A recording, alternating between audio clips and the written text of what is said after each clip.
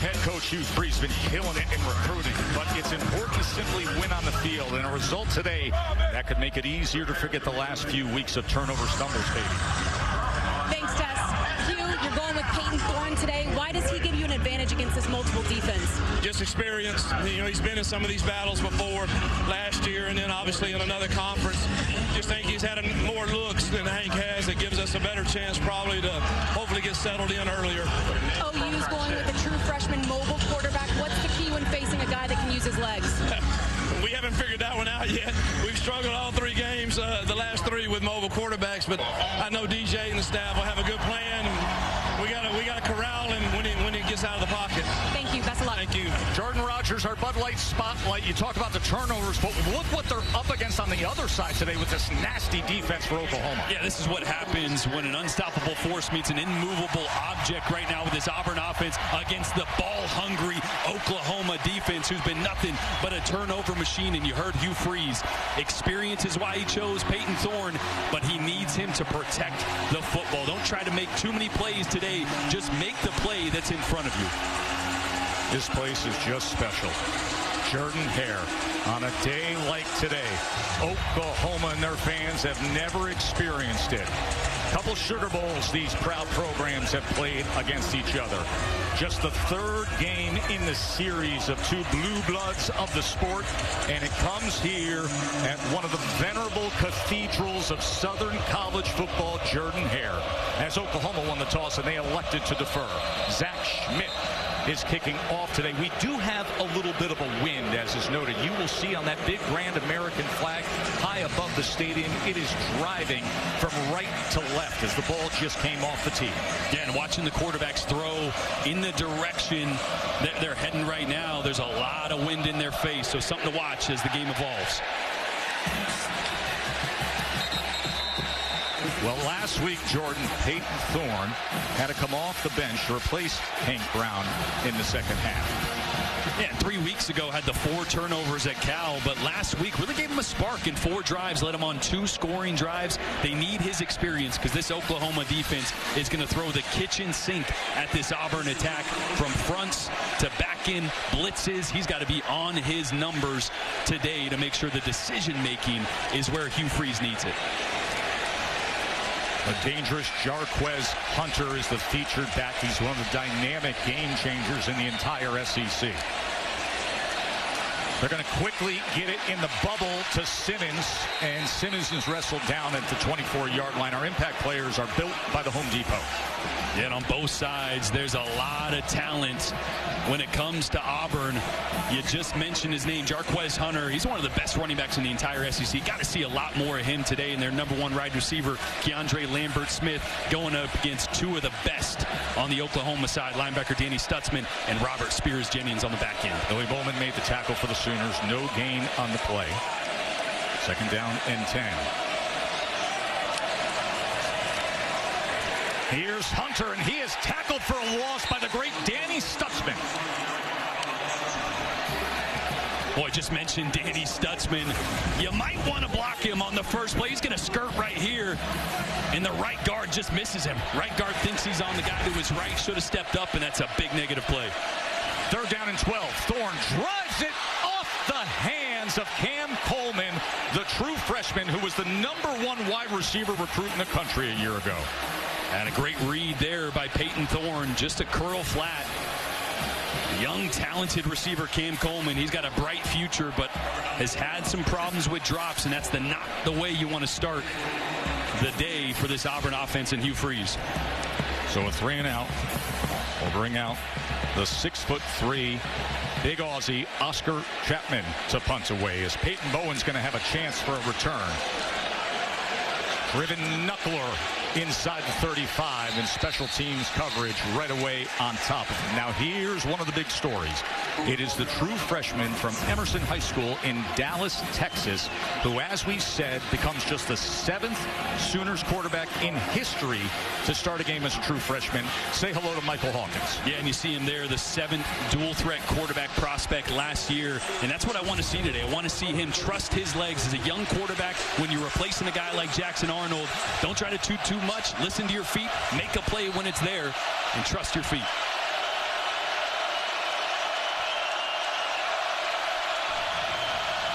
Hawkins going to give him an easy pitch and catch to get the day started, and it's Brennan Thompson who explodes upfield for a first down. Boy, that's great to see. I spoke with offensive coordinator Seth Luttrell on the field before the game, and he mentioned, get the ball out early, get my quarterback in rhythm, a lot of screens early as well.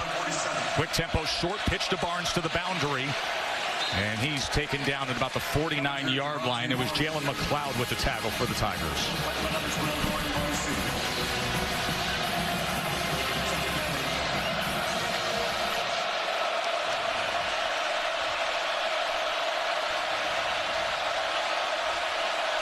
Second and 8.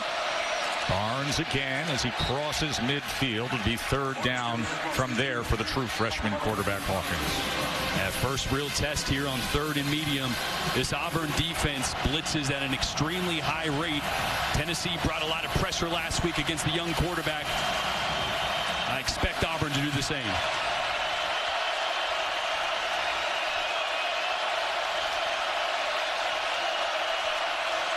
Third down and 5 for Hawkins. Here are the legs where he's so dangerous. Look at Michael Hawkins go. The true freshman houses it here on the Plains. What SEC road game pressure. 48-yard touchdown run for Hawkins. Seth Luttrell, the offensive coordinator, drew it up. Hawkins delivered. How about that? For your first drive as a true freshman on the road in a hostile environment. What I say, trust your legs, right? I'd say you did it. And if you got those legs, you can trust them all day long. You cannot ask for a better start as Zach Schmidt adds the extra point. Jordan, explosive speed by the dynamic young Hawkins. And here's what I love. They're going to bring pressure, and it's going to be an ET stunt here. And as those guys cross, watch the hole open up right here. Trust your legs. Just step up into it, then take off. Great decision by Michael Hawkins to not force a throw to the flat and to take off the true freshman on the biggest stage of his life out to a hot start. He's confident. He's loose in the right way. Was he ever loose on that touchdown run? I mean, we knew he was quick. The breakaway speed that he displayed to just separate from that Auburn secondary, that was special. Katie George, what say you? Well, guys, Mike Hawkins found out he was starting this week when he got to practice on Monday. Brent Venables did not make a big team announcement or have a one-on-one meeting with Hawkins. He walked on the field. They said, you're starting, and it was business as usual. Hawkins said this is a big moment for him and his family, given his dad played for OU in the early 2000s. He said the key today was to stay poised and let the game come to him. I'd say so far so good. No doubt. You saw Dad there. He played for Bob Stoops, went on to play some Arena League, couple years with the Packers. And he's got to be proud of his son the way he starts this game. All right, Auburn, remember the first drive, 3 plays, -2 yards. Peyton Thorne coming back for the ball that was nearly intercepted, and that has been the big problem all season long for Auburn. Tip balls, deflections, and then turnovers. Des Malone nearly got one. KLS was the intended target. Yeah, just a full field progression, work from his left to his right. That's his 4th read. Sometimes you just want to dump it down to the running back, right? Too much time against zone coverage for those eyes to be on the quarterback and break on the ball there. So a rocky start so far for Peyton Thorne. Hugh Freeze making a decision to go with Thorne over Hank Brown, who was last week's starter against Arkansas, but threw 3 interceptions in the first half.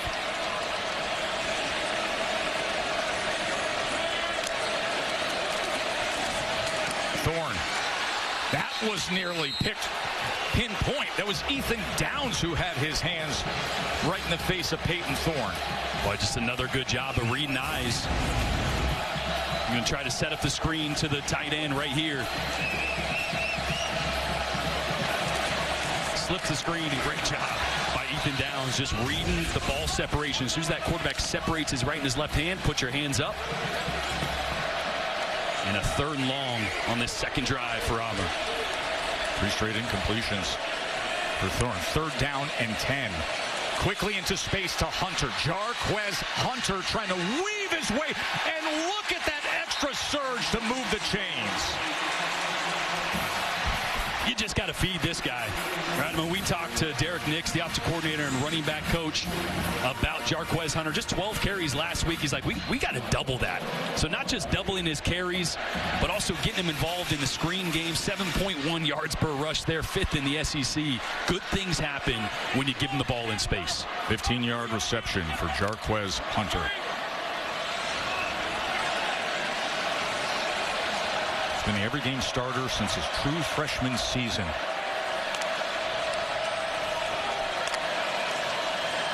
Now he'll get some work here, but he is met and then driven back as it was Billy Bowman the first to get to Jarquez Hunter, and the rest of the Sooners defense cleaned it up. Billy Bowman is special. His ability to go from the back end at free safety or strong safety, wherever he's at, and get to the line of scrimmage in the nick of time, right? He met the running back there at the line of scrimmage from 10, 12 yards deep. He's a guy that when you flip on the tape, he jumps off. I used to watch Earl Thomas back in the day. He looked like he was moving in fast forward. Yes. Everybody else was moving in slow motion. That's how I feel when I watch Billy Bowman. Got a quick glimpse of independence there. The bald eagle who got the nod today to bring about that War Eagle battle cry. 2nd down and 9. Quickly getting it out to Lewis, and Robert Lewis, the senior from Georgia who transferred from Georgia State, takes it ahead for a 1st down. And I like this. Get the ball on the perimeter, right? Oklahoma's so good between the tackles. They give you so many different looks. They muddy it up. So make this a 2-on-2 game. Make it a quick, fast break like in basketball. Get the ball on the perimeter. See if you can break a tackle and create an explosive play.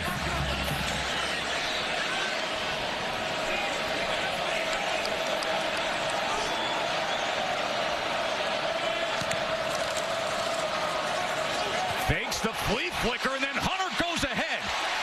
Faking the flea flicker and then finding that hole and going straight ahead for another Auburn 1st down. Watch the effect it has on Billy Bowman. You're going to see him right in the hole that opens up. As Hunter fakes this, he backs up 2 steps, and that gives Jarquez Hunter 2 more yards of separation to then get downhill. Nice little wrinkle there from Hugh Freeze. Hugh Freeze, of course, for years and years, one of the most creative offensive minds in the game.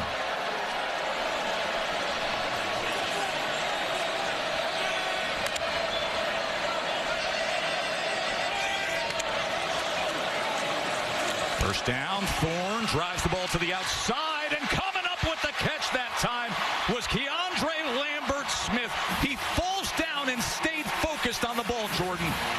Yeah, that was actually a really great throw by Peyton Thorne as well. The anticipation, he threw that one really early. And Lambert-Smith, like you said, a great job on his heels of coming down with that one. 20-yard reception for KLS. Peyton Thorne settling into this game all of a sudden after that shaky opening possession for Auburn. Alston with the carry. And Alston running hard. And look at the way he's holding on to the ball, because it is Damari Alston who has been one of the guys who's been most affected with the turnovers. Yeah, he's had a fumble in the red zone in a critical moment. But this team as a whole, the turnovers are really the story. They could be 4-0. You mentioned it early in the open. If they weren't leading the country in turnovers, there's a good chance they're undefeated here with Oklahoma rolling in, and this is a completely different conversation around Hugh Freeze.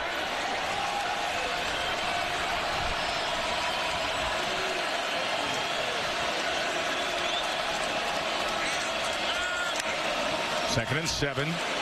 Thorne's going to run it himself inside the 10 and spins for that line to gain. And this is what I want to see more from Peyton Thorne. When you go through his interceptions on tape, it's not really that he's making a terrible read or throwing it right to a defender. He's trying too hard to make a play. So when it's covered like that, trust your legs. He's a good athlete, especially in the red zone. You'd rather have a positive play, not move backwards or make a mistake.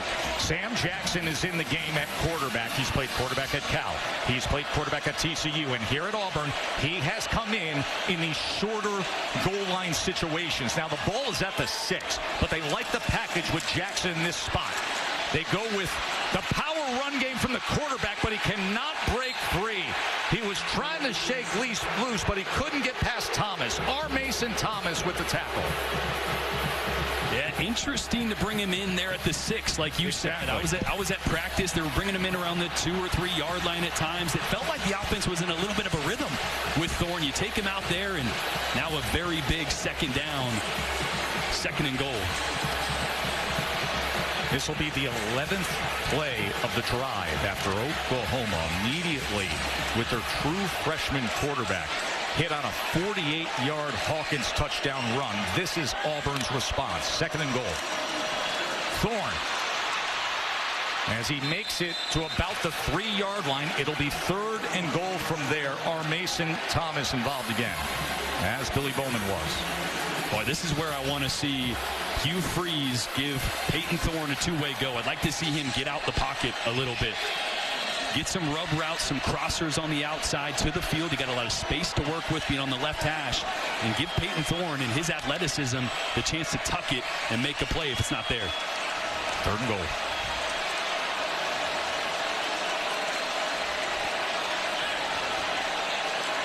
Top receiver, KLS, is at the bottom of your screen.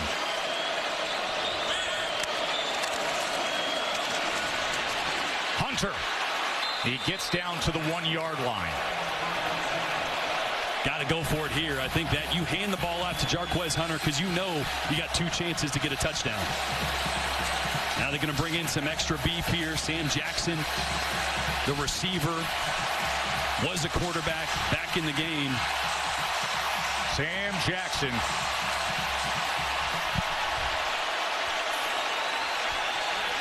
Caleb Burton is actually lining up at quarterback. Caleb Burton, and we're going to get a timeout used by Oklahoma. So that was sneaky as they go with the shift. And all of a sudden we saw Burton in the backfield. And it will be 4th and goal when we come back to Auburn, Alabama. And goal. Sam Jackson is in at quarterback. He has 7 touchdowns in his college football career that now spans 3 different schools.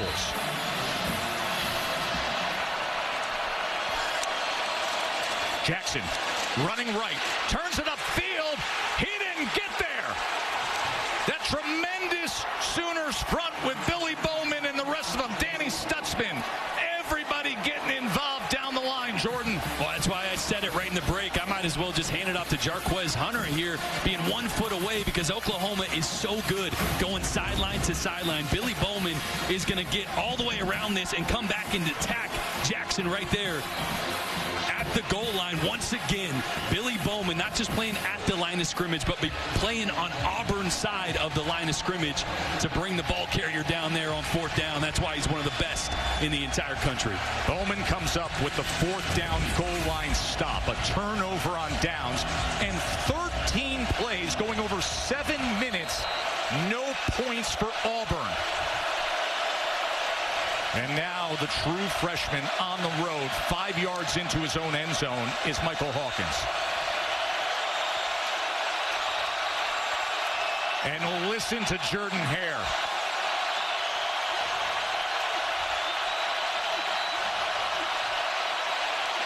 Barnes, couple yards of breathing room. Boy, how about that for your 2nd drive as a true freshman, being backed up, standing in your own end zone, making checks at the line of scrimmage. That's where the helmet communication goes so far for a young quarterback. Seth Luttrell can get in his ear and say, hey, slide the protection here. You're safe on this side. Hand it off.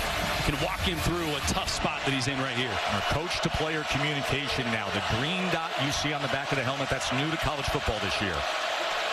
Barnes again patiently waiting, picks up just a couple because Falk met him with the tackle. So now here comes Seth Luttrell. You see the play caller there with a big 3rd down to get out of trouble.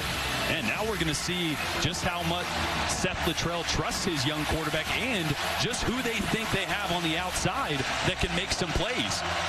That receiver room is decimated. They're down their top 5 receivers. So a lot of new faces here on 3rd and medium. Nick Anderson, Anthony, and Deion Burks all out of action now this week. 3rd down and 5. Hawkins from his own end zone.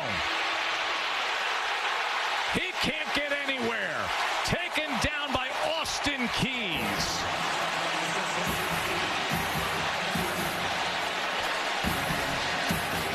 This is a great job from the pass rush on both sides. Not being selfish, but rushing and closing in. Rushing and closing in. You don't want to run by an athletic quarterback like Michael Hawkins Jr. He'll hurt you just like he did last drive, but constrict the pocket and take away those rush lanes. Great job by this Auburn front. And now Luke Elzinga, just a yard from that back line of the end zone. As they will not come after him, they set up for the return for Keontae Scott. It's outside the numbers and driven back. That is exactly what you want to do as a punter from your own end zone. Well done by Luke Elzinga. So Auburn came up empty after a 13-play drive. What can they offer up when we return to the SEC on ABC? Denny, tonight, Saturday Night Football presented by Capital One. Number 2, Georgia. Number 4, Alabama. Let's get after it, Jordan. Alabama's kind of used to having Georgia's number. Let's see if Kalen DeBoer can fit right in to the shoes that Nick Saban vacated. Here's Peyton Thorne. Gets the nod for Auburn tonight as he slithers his way ahead. You know, all week long, everybody was looking at the weather map, right? Hurricane is coming, the deep south with all the football. And then you get the 7-10 split among these games and back there at Athens. There's a hurricane. Just right down the pipe. That star just to the left is where we are here on the plains. The further star is Tuscaloosa, and you see Athens there, but went right in between. Nice little draw. It was. Just straight through the uprights. I mean, in the last 2 days of weather here at Auburn has been just glorious. We had a sun-kissed morning on SEC Nation as the sun was rising for the pregame show there. And the flag comes in. Ball start, offense number 13. 5-yard penalty, remains second down. Rivaldo Fairweather, who's the senior. And this was a big issue at practice on Thursday when I was there. Auburn really wanting to go to that double cadence where they clap, look at the defense, maybe adjust the play. There was probably 10 false starts in their jog-through period, so really struggling with that as a whole. They got to get that corrected. Of course, our thoughts with so many who were affected by the hurricane, the torrential downpours and nearly 15 inches of rain in Georgia, but we're so blessed that here in Alabama and to those to the east, they were saved. Here's Thorne on second down. It was thrown to the outside. He was looking for Camden Brown. Well, a little miscommunication on the outside. I think Peyton Thorne signaled to Camden Brown man-to-man coverage. And he's saying, turn and look at me, right? Settle down a little bit. Had off coverage, free access there. Thinking Brown would just settle instead of run towards the field there, towards the space on the slant route. Peyton Thorne facing a 3rd and 12. He was benched after the loss to Cal. 4 interceptions in that game.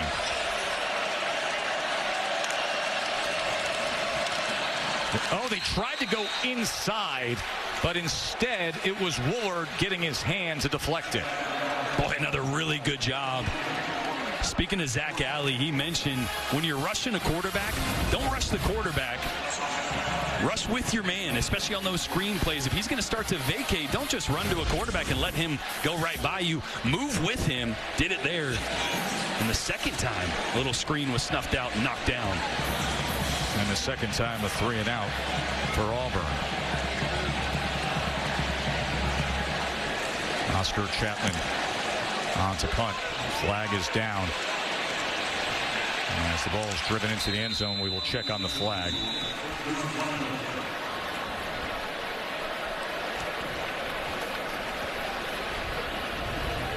Jason Autry heads up this crew.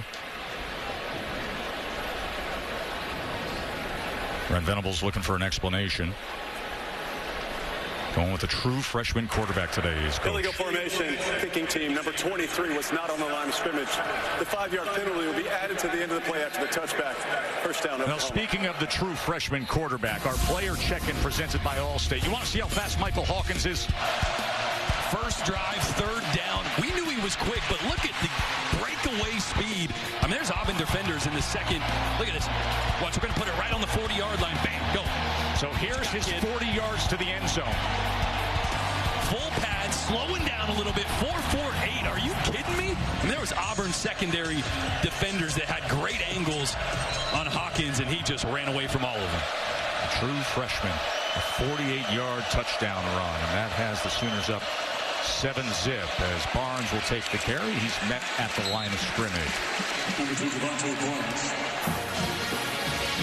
We kind of mentioned not the perfect scenario for a true freshman. He's had a hot start so far, but you're on the road. You're down your top 5 wide receivers. Offensive line is starting its 5th rotation as well. And look at all the names. Seth Luttrell on the field earlier was saying, I'd love to have just one of those guys. Katie will inform us a little more there. All the shuffling they've had to do and the domino effect because of it. 2nd and 9. Here he goes again. And this time Hawkins has to come up short as the defensive back was coming in, as well as Asante. Katie. Well, Tess, they're so decimated at receiver. They moved cornerback Jacoby Johnson to wideout this week in practice. Given the severity of the situation, the position change also led to a jersey number switch as well. Johnson's wearing number 19, the same number formerly worn by tight end Caden McIntyre.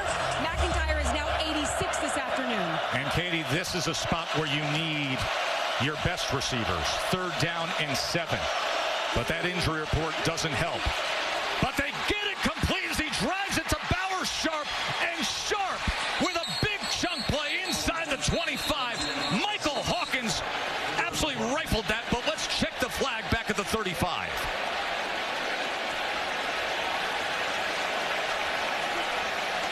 $47-yard reception for now. Pass interference, offense number 87. The penalty is 15 yards from the previous spot. Correction, half the distance from the previous spot. Repeat 3rd down. That's the other tight end, Jake Roberts, who was flagged. Yeah, you're going to see Jake Roberts trying to do a little bit of rub route. Gets too much. You're going to see right here he's trying to set a little pick for the slant route. And you got to at least look like you're trying to avoid the defender. That time there really got a piece of him, which opened up that angle, or excuse me, opened up the field in the middle there for Bauer Sharp. And now it's 3rd down and 21. And that means 88,043 faithful are ready to roar for their defense.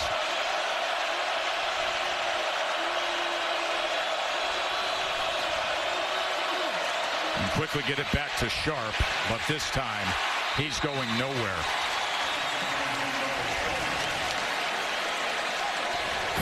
Just a massive penalty on that 3rd down, and you're going to look back at that on film and watch it and go, you probably didn't even have to make contact there.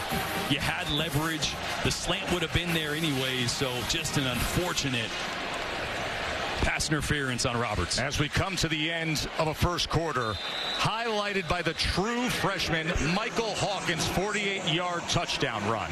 Oklahoma's first visit to Auburn, and they're up a touchdown. The SEC on ABC, presented by Burger King, returns after this message and a word from our ABC stations.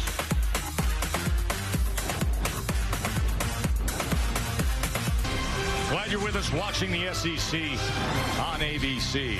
Alongside Jordan Rogers, I'm Joe Tessitore up here in the booth. Katie George down on the field.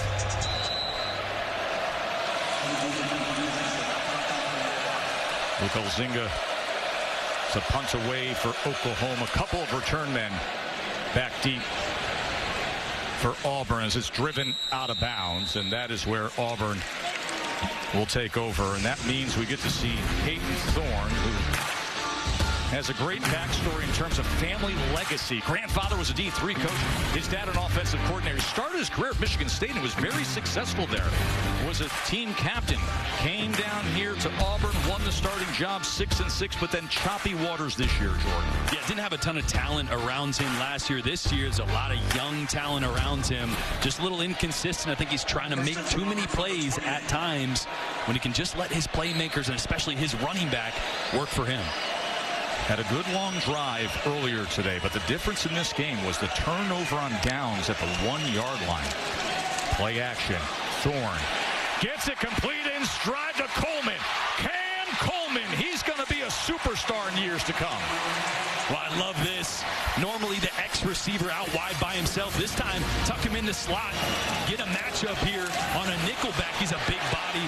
Man coverage, little crossing routes. A great design by Hugh Freeze for the young five-star, formerly the number one receiver in the country last year.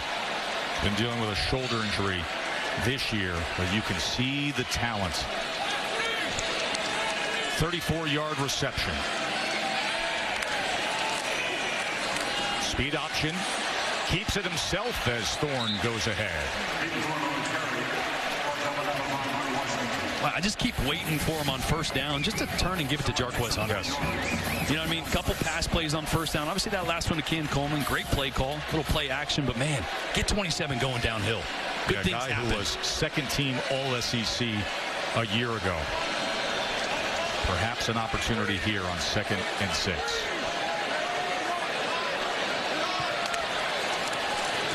And there is the short pitch to Hunter as he tries to turn the corner. It'll be 3rd down from there at about the 32-yard line. Woody Washington and Des Malone on the tackle. Yeah, just really tough against this defense to go laterally.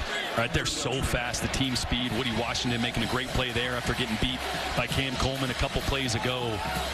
If you're running the football against this Oklahoma defense, it's got to be vertical. You got to get north and south as quick as possible. They're too fast. Too many guys that are just erasers on that side of the ball. 3rd down and 3 for Peyton Thorne and the Tigers offense.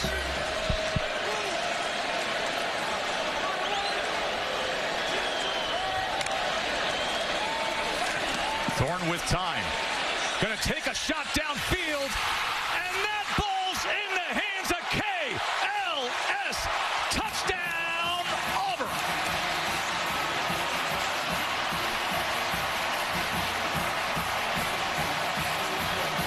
Boy, their best receiver, Keandre Lambert-Smith, working on Des Malone. Heck of a throw. Actually, a little pump fake by Peyton Thorne, was able to recover and deliver a strike. And that's really been probably the weakest part of Peyton Thorne's game. Throw the interceptions out the window for a second. They haven't been able to push the ball downfield with a ton of effectiveness. A big one there when they needed it. After that long drive where they came up empty, Towns Magoo gets the extra point. It was more quick strike this time. 4 plays, 72 yards, and the 31-yard beauty ball to Keandre Lambert-Smith. And we got a tie game here at Auburn. Peyton Thorne, the touchdown pass moments ago. And what a difference the transfer from Penn State has made. KLS. Last week against Arkansas, had 156 yards and 2 touchdowns, and here's a big strike. Yeah, not just the go-to receiver, but he's brought a lot of leadership to that young, talented wide receiver room, which anytime your quarterback is struggling as well, you need a voice in that room to kind of steady the ship, and he's done a great job of that. By the way, he's Cam Chancellor's nephew, the former Seahawks legend. He was pretty good. Katie. Yeah, Tess, Brent Venables has spent some time with both OU quarterbacks today on the sidelines. There's no doubt Jackson Arnold is frustrated, but I'm told he's handled this week with class. As much as he wants to be out there helping his team, he understands the situation. Brent Venables said 2 things can be true. Against Tennessee, he was squeezing the ball, forcing things, and he also wasn't getting a ton of help from his teammates. But he's also been told it's a long season. How you handle this situation will be a defining moment in your career. So far, I've heard he's done a really nice job this week helping Mike Hawkins get prepared for this game. Jordan, I turned to you on the Jackson Arnold thing earlier this week. I said, what's the deal? You said, listen, indecisive. He was seeing ghosts against Tennessee. Yeah. And he, like Katie said, wasn't helping him out around him, but they just needed a change, and so far it's been good with Michael Hawkins Jr. And here is the guy who is that change as he quickly gets it out, and Hawkins to Thompson, and Thompson again with yards after the catch. First down, Sooners. And Jackson, watching him on the sideline, he's engaged in every conversation when Brent Venables and the quarterbacks are over there watching the iPad and going over the last drive. He's leaning in all over it, helmet on, listening to play calls right now.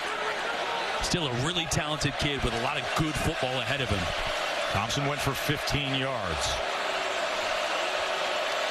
Hawkins is 3 for 3, 31 yards passing. Of course, the dynamic 48-yard touchdown run.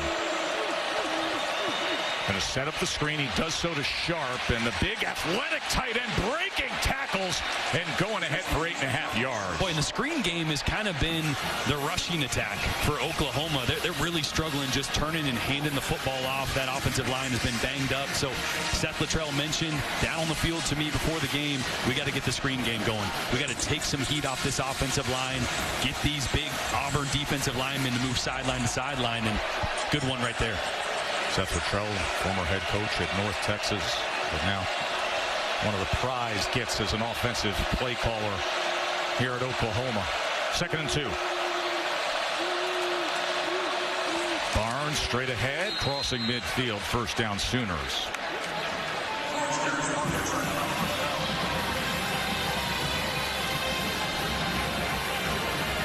We are noticing a lot more just handoff screens, not many RPOs, something Brent Venables said he wanted to see less of from this offense. Hawkins on first down, somehow stays alive for the moment, and then desperately throwing it. You can hear the reaction from the crowd. Flag is down, by the way, deep at the 35-yard line. And now they will place that flag down where Hawkins threw the ball away in desperation. I think there's going to be a pass interference call where Michael Hawkins Jr. wanted to throw it. There are fouls by each team on the play.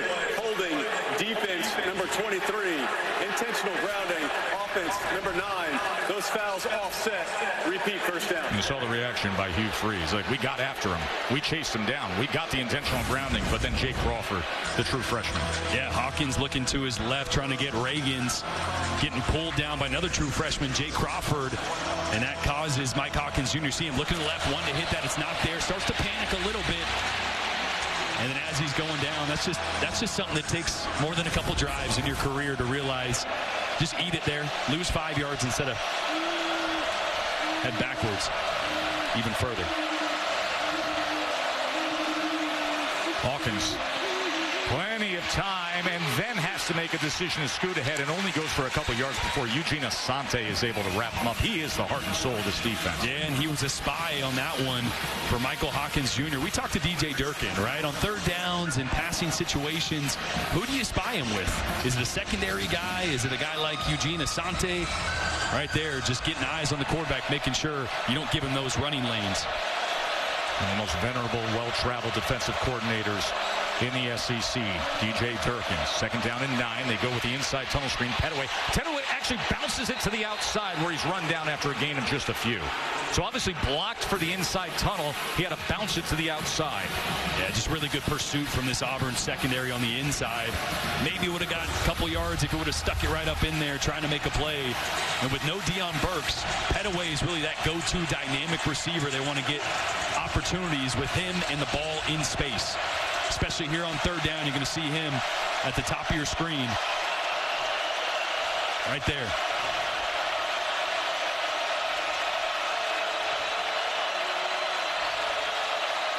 Third down and 7. The slant is incomplete.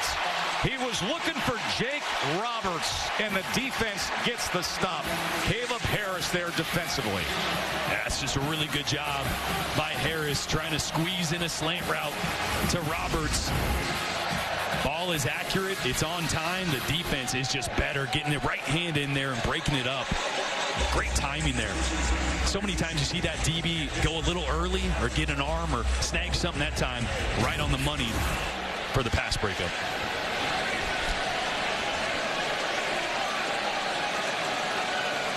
Elzinga looking for the pin. And it checks up and then goes the opposite direction. So it'll be around the 19-yard line where Auburn will take over. A beautiful afternoon here in Auburn, Alabama. Sanford Hall, one of the iconic symbols of this grand university. We'll be back with more after this. The very symbol and spirit of Auburn. And a great tradition that is kept alive each and every home game. War Eagle battle cry heard before kickoff every time you're here. You only got 2 Eagles. I got Aurea and Independence, and they don't decide who flies until they take a look at the wing patterns. So Independence got the call today. Kind of how you handle quarterbacks sometimes. Pretty much. Here's Alston on the carries. He goes ahead for 3 yards. Who's got the hot hand, you know? Yeah. It's kind of how Hugh Which Freeze, way the wind is blowing. Yeah, it's kind of how Hugh Freeze has really handled this situation. Last couple weeks, especially after benching Thorne and then went to Hank Brown. He struggled, then back to Thorne, and I think he's really just looking for consistency. And I've loved Thorne so far because when a quarterback is throwing interceptions, what you don't want is him to start to be hesitant and not take the chances when they're there. He's taking shots and taking chances, and he's getting this offense going. So Hank Brown over on the sidelines looking in at Peyton Thorne. He gets the start today. 2nd and 7. Alston, he is tackled for a loss by Kip Lewis. Jeez, but Danny Stutzman really made that play. Just came right through the A-gap, turned that run back into the inside. I'll tell you what, Stutzman didn't have, I think he only had like 3 tackles against Tennessee, but he was in on every play. I mean, the stats sometimes don't just tell you the impact that 28 has on the game. That's a great example there. A guy who, by the way, was basically off to the NFL, and then he was talking to Coach Venables, and he said, I want to experience year 1 in the SEC with Oklahoma. 3rd down and 9. Big chance for Stutzman and that Sooners defense. They're going to keep it on the ground, and they're going to get it on 3rd and 9. How about that call by Hugh Freeze? Alston with a 9-yard run. Boy, 3rd and 9, this is just a great call because you're going to get a really light box. 1, 2, 3, 4, 5, and you're going to see that safety bail out. You got a tight end lead block, and the numbers were there. That's a great call by Hugh Freeze. Trace Ford, the defensive end, is slow to get up. The medical staff is out to check on him. And transferred in from Oklahoma State. Redshirt senior. He's part of that rotation of that outstanding defensive front for Oklahoma.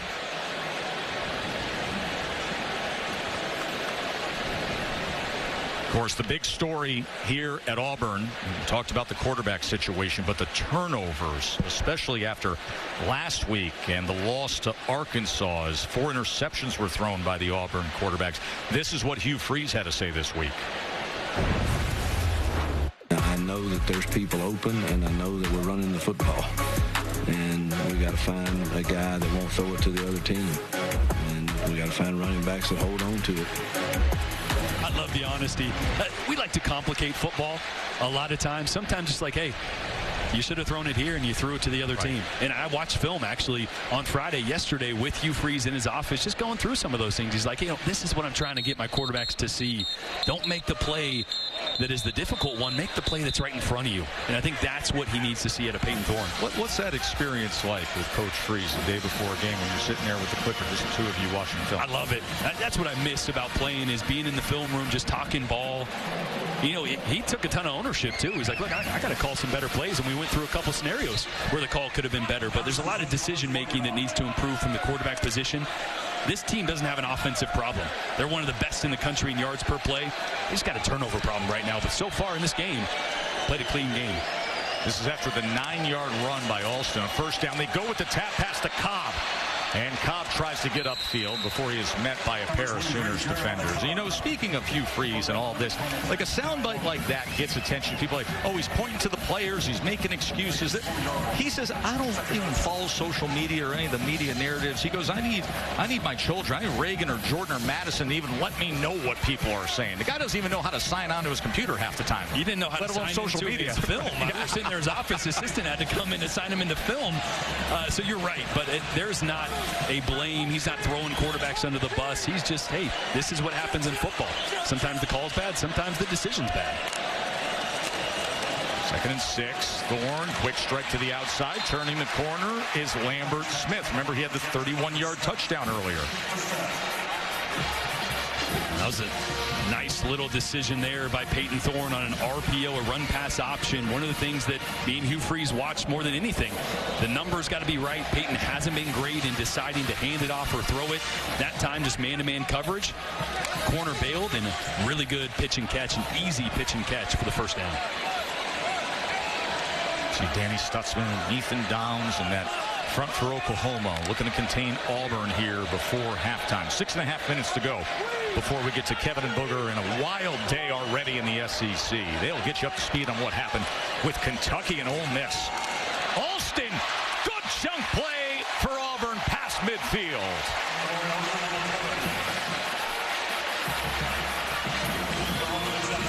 Boy, Jeremiah Wright, big 77, 6'5", 333. Watch this block. He's going to climb and get a little kick out.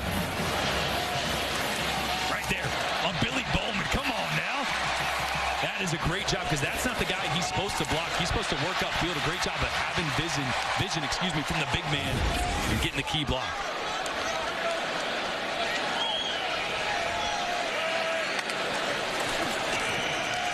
Thorne on first down, going to take a shot again, and he nails it!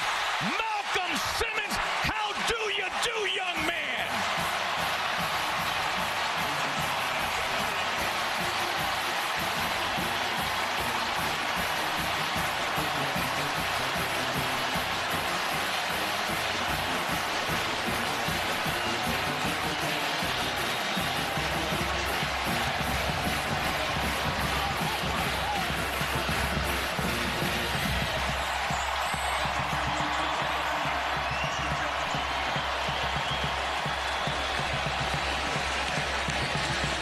A 48-yard strike from Peyton Thorne to the fast Malcolm Simmons. Boy, and it's a great job getting Billy Bowman, the safety, out of position. Watch Camden Brown push it up and take it here, and that's going to take Billy Bowman out of center field, or out of that half of the field, and that's what opens up the deep post behind him for Malcolm Simmons, one of the fastest, most athletic guys on Auburn. And Peyton Thorne, benched last week, back, proven he's the guy for the job. Little revenge game for Carson Beck after what happened in the SEC championship last year. Milroe got the best of him. I think we're going to see the best version of Carson Beck tonight. Sam Franklin from the 3-yard line. And Franklin's taken down about the 23-yard line. Coverage where it counts is presented by T-Mobile 5G home internet. Yeah, anytime you have a quarterback that's turned the ball over a lot, what you don't want is for him to hesitate, and that has not been Peyton Thorne tonight. This afternoon, he has stared down the barrel and delivered strike after strike downfield on the money. For a guy that got benched, that lost his job, to come back and respond like this in that deep post to the talented freshman Malcolm Simmons to cap it off. As good of a performance as you could want from your veteran quarterback. Things have changed after that opening touchdown drive by Oklahoma.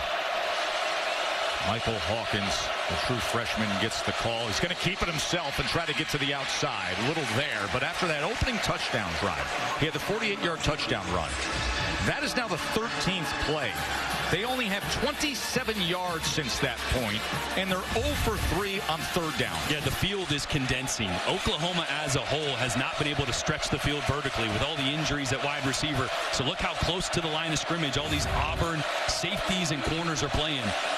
They're not respecting the deep passing game, and they're selling out for the run and the perimeter screens. That was the tough part for a true freshman, checking at the line in a road game in this league. Barnes on 2nd and 8 as Barnes spins to the 30-yard line. It'll be third down from there. I do like how Seth Luttrell is starting to spread the field a little bit. Anytime you've got a young quarterback, the more you spread it, the more simple it gets, the more you can see the structure of the defense, especially here on third down. I got to think you use Michael Hawkins Jr.'s legs on 3rd and short here. It's a great box count for a quarterback draw. Nobody here in the middle of the field.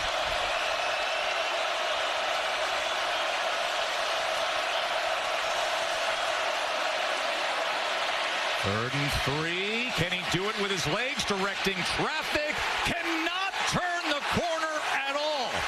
Coming up with the stop was DeMarcus Riddick, the true freshman from Clanton, Alabama. Boy, and just great coverage coverage on the back end by Auburn. And I mentioned that green grass in the middle of the field. Well, the linebackers dropped off, and they spied Hawkins Jr. to make sure. See that? They're going to pop out here and then spy the young quarterback to make sure he can't pick up a cheap gain on 3rd and short. And just great coverage across the board. Again, that's going to be a storyline. Oklahoma down receivers, trying to find somebody that can separate. Luke Alzinga punted 7 times against Tennessee last week. This is 4th already today. Scott on the return from the 23. He goes straight upfield, and a good decision as he makes it out to the 32-yard line. Let's look at the Taco Bell Live Más section, one of the great student sections in all of college football. And all season-long student sections across the great country are competing to be the Taco Bell Live Más student section of the year. You can download the Taco Bell app to learn more. They've been getting after it. Student section was over at SEC Nation earlier this morning, making some noise. Roaring behind you and Laura and Paul and Tim. That was a scene at SEC Nation.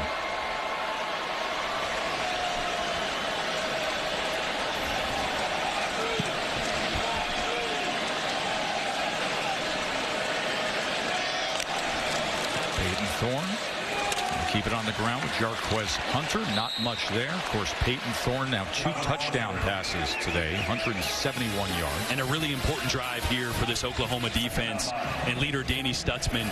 They had a players-only meeting in the locker room after the Tennessee loss, bringing everybody together, realizing, hey, we're going to have to lean on this defense with the offense where it is. This is a drive. They got to stop the momentum that Auburn has right now. Give their offense a chance to tie this one up before half.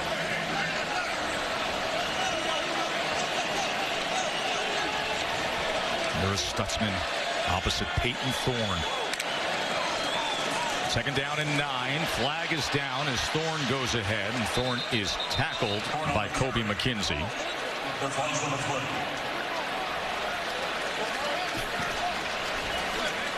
Offside. Defense number 56. 5-yard penalty. Repeat the down. Grayson Holton, the junior defensive tackle, was flagged there. And again, that's that double clap, right? Trying to get a picture from the defense, change the play if you need to. That time got him to jump.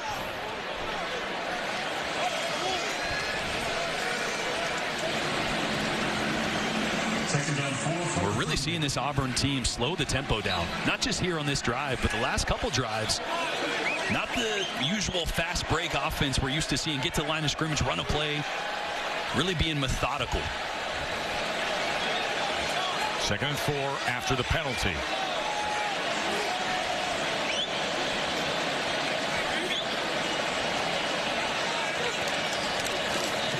Fakes the short pitch. Thorne looking for a block from his receiver, and in doing so, he should have the line to gain. Well trafficked by Peyton Thorne. And I love the decision. Had a crossing route that was mirroring him as he ran to the right. It was double covered. That's a throw that maybe Thorne forces 2 weeks ago, and that's where those turnovers pop up. You're going to see tight end coming across the face there. Danny Stutzman underneath, so don't force it. Don't try to squeeze one on the back shoulder. Use your legs. Pick up a 1st down. That's some growth there from the veteran quarterback. Auburn in control as we have reached the 2-minute timeout.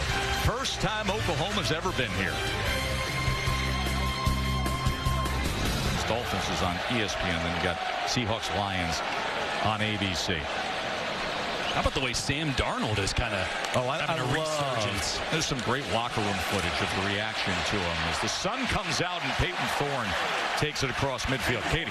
Tess, remember, Hugh Freeze told us just yesterday, Auburn got crushed in time of possession against Arkansas last week. So that was a point of emphasis coming in today. So slowing down that tempo that Jordan mentioned really helps achieve that. That's a great point by Katie. And it helps you get in more perfect plays. We're used to seeing Auburn line up and have RPOs, and that's where you put the decision-making on your quarterback. Now, get a look over to Hugh Freeze and get in a better play, and your quarterback doesn't have to make those decisions.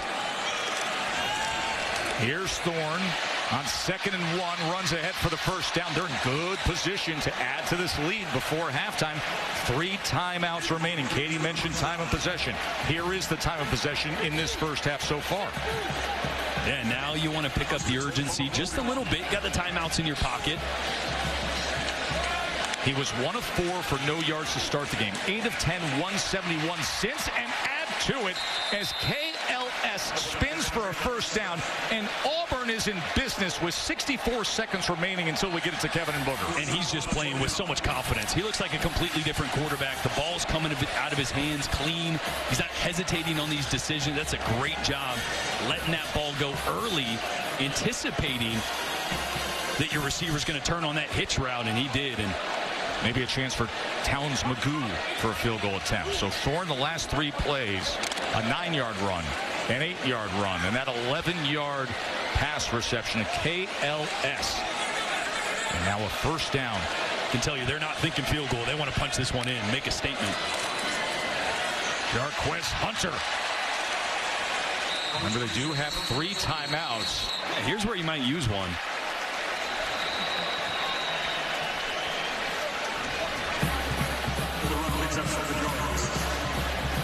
And with the timeout, let's check in with Kevin in the studio. Best State Farm halftime report minutes away. Booger McFarland, Kevin Nagani here. We're going to get you ready for that prime time showdown in Tuscaloosa as Alabama hosts Georgia later on tonight on ABC. Meanwhile, a stunner in Oxford, number 6 Ole Miss goes down. The Kentucky highlights coming your way. What are you seeing right now on the game control with Auburn keep away from Oklahoma's offense? Yeah, Auburn is doing a really good job of running the football. And if you're the Oklahoma offense, what are you going to do? You make the change from Jackson Arnold to Michael Hawkins. You see the explosive run. But what else is there? They got to get more than the quarterback run in this game. Time of possession, the key. You guys discussed that. We will see you at the half. Back to you, Tess. Looking forward to it, Kev. And by the way, that Kentucky defense today holding Jackson Dart to just 1 touchdown pass. And a couple weeks ago, holding Georgia to just 13 points, even though they lost that one by 1. Kentucky's the real deal on defense. Coach Brad White. 2nd and 3 after the timeout. Thorne, ball comes loose. And diving ahead and jumping on it, Auburn's able to recover as Thorne was quick to get to that. Boy, that was Trace Ford. Trace Ford, such a great get-off coming on the speed rush on the outside to Thorne's right. And almost a disaster for this Auburn offense. Pressured, survives it, and then is taken down for the sack. That was McKenzie getting in against Peyton Thorne. You're going to see just an inside pass rush this time, bringing pressure down this way. And right now, Auburn, I feel like trying to hit those chunk plays to the field. You got 2 timeouts. You can use the middle of the field, right? Get something going to green grass. Timeout was exhausted there. 37 seconds.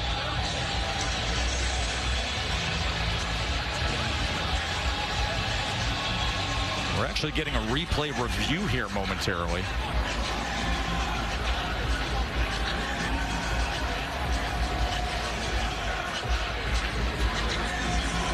I'm trying to find out if they're possibly taking a look at the play previous, Jordan.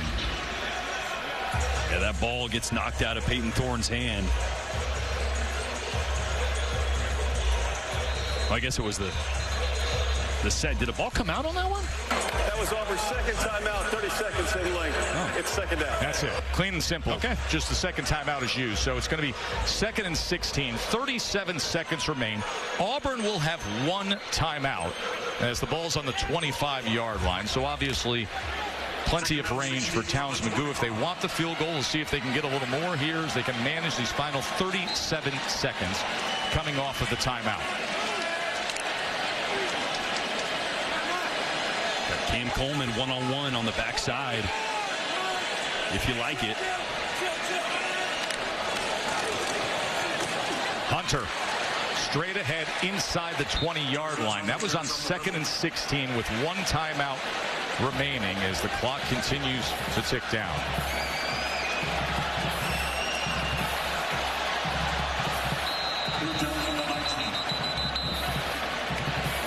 And now a timeout will be used here. The game started off with the decision to start the true freshman quarterback, making Oklahoma and their coaches look brilliant, Michael Hawkins. And he didn't take long to make a statement. The long touchdown run on his first third down on the Plains, but it was Peyton Thorne that had the answer. And this Auburn offense has really answered every time they've had the ball here in the second quarter. Thorne has been fantastic, finding Malcolm Simmons, the true freshman, for the long touchdown. And now again, trying to put points on the board before halftime. So he had KLS for the 31-yard touchdown. He had Simmons for the 48-yard touchdown. And there's Michael Hawkins, who got off to such a great start. Only 5 of 6 passing for 41 yards, was sacked, but the 48-yard touchdown run by Hawkins, that is the highlight of the day so far for the Sooners. Hugh Freeze's offense has found themselves here as we close in for halftime.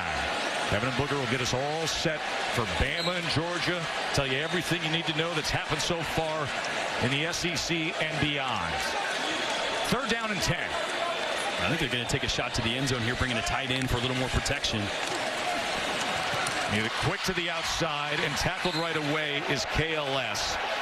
And remember, no timeouts. They're going to be quick to the line as Towns Magoo, as they go with the fire drill field goal attempt. Snap, hold, kick, and it is no good.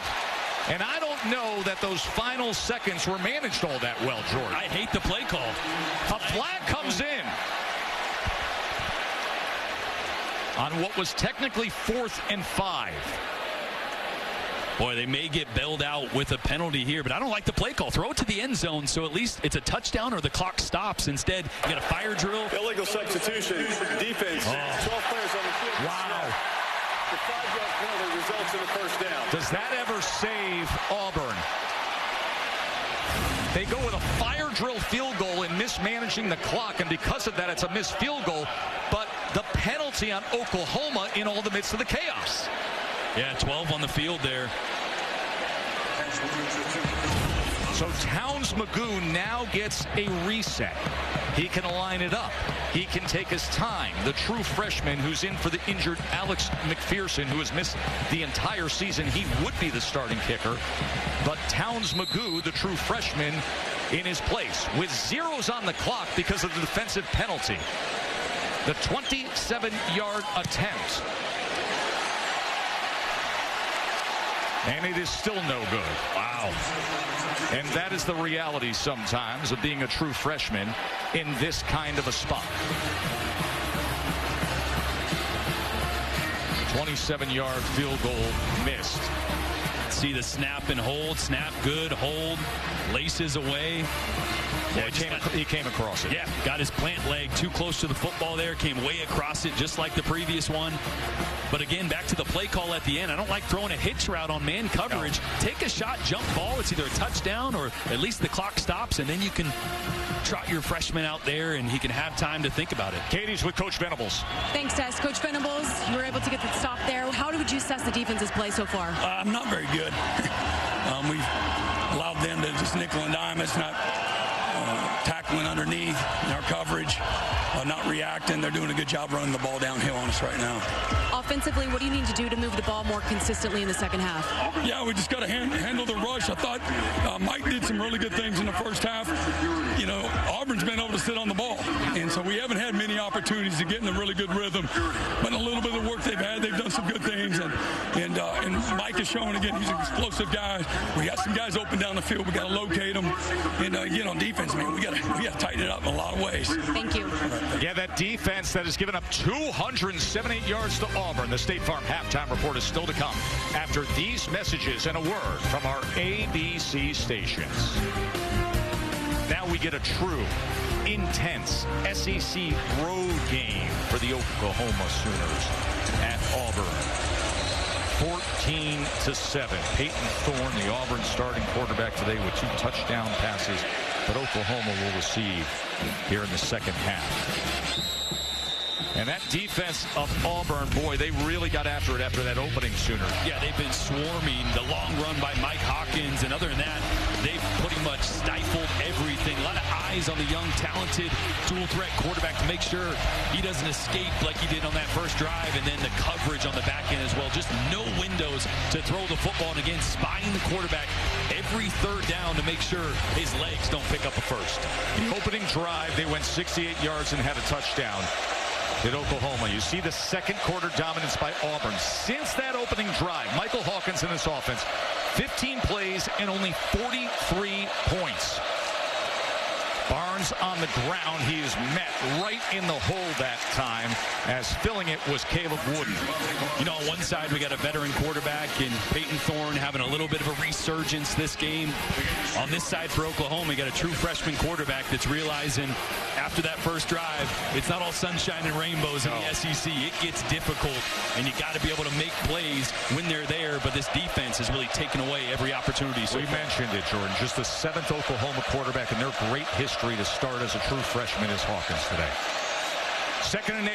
He's going to show off the arm, but it's too far beyond Brennan Thompson. Wow, first time we've really seen Oklahoma and Michael Hawkins Jr. stretch the field vertically, and he had him there. That's one thing you learn as a quarterback, is just leave it on the field. A 50-50 jump ball is way better than it landing out of bounds, and missed a big one there.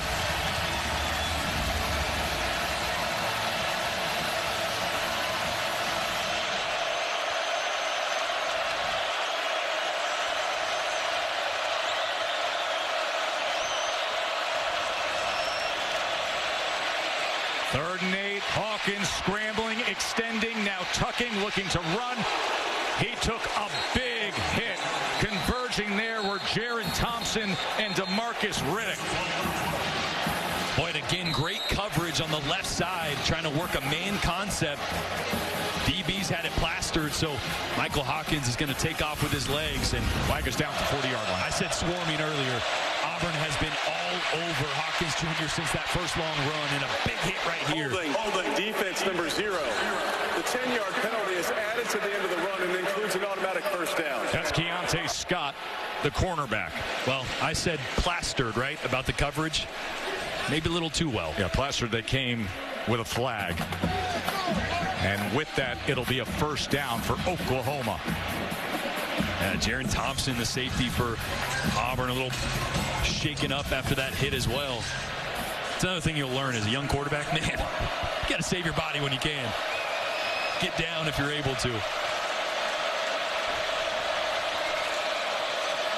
Quick to the outside. Hawkins incomplete. Couldn't connect with Petaway.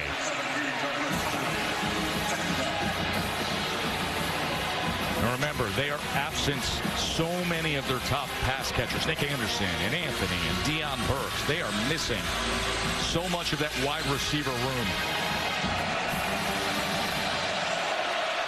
2nd down and 10.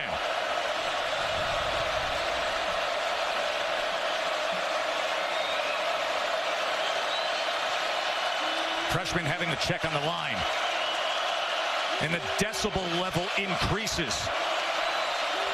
Hawkins, pressure on him, sets up the screen, but the tight end Sharp is gobbled up right away. Auburn all over it with Eugene Asante. Wow, Eugene Asante read this one from Jump Street. Just another great job on a screen. Watch him right here, just sit, and then attack as that screen develops.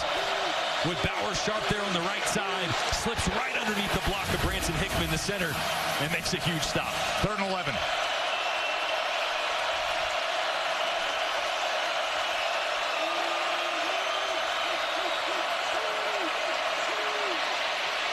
Hawkins retreating and has to throw it away. The initial pressure came from McLeod, as well as Riddick. When you watch this develop, there's just nowhere to throw the football. This Auburn team under defensive coordinator DJ Durkin playing a ton more man coverage, and watch these receivers trying to work, trying to find an opening, but just where are you going to go? Where are you going to go? Great coverage across the board forces the young quarterback to scramble out of the pocket once again. There's DJ Durkin. He's always got his son Luke by his side in these home games here in Auburn. One of the great ones through the years, coaching defense in the league. Zinga on to punt again for the 5th time. Scott at the 12. He fields it in traffic and has a good return out to the 23. Katie. Yeah, Tess, I spoke with Hugh Freeze coming out at half, and I asked him, what do you like about Peyton Thorne's play so far? And he said, it's going to sound simple, but he's taking care of the football. He said he's not forcing the issue. He's playing clean, no turnovers thus far. He said what's unfortunate is the score could be 24-7 if they're able to punch it in on the goal line and they don't miss that field goal just before half. He said we are still very much in a battle here.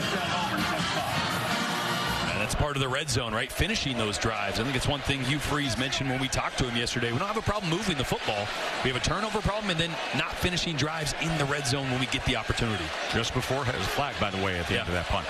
Just before halftime, the mismanagement in the final 25-ish seconds with the 2 missed opportunities. And then the 13-play drive. Taking Peyton Thorne off the field, bringing your Wildcat quarterback in and getting stopped on 4th and 1. That was down at the goal line. This will be the worst Auburn starting field position today as the ball is cresting on the 6-yard line.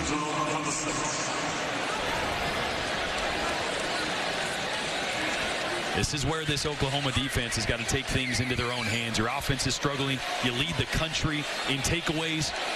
This is where you need one of those.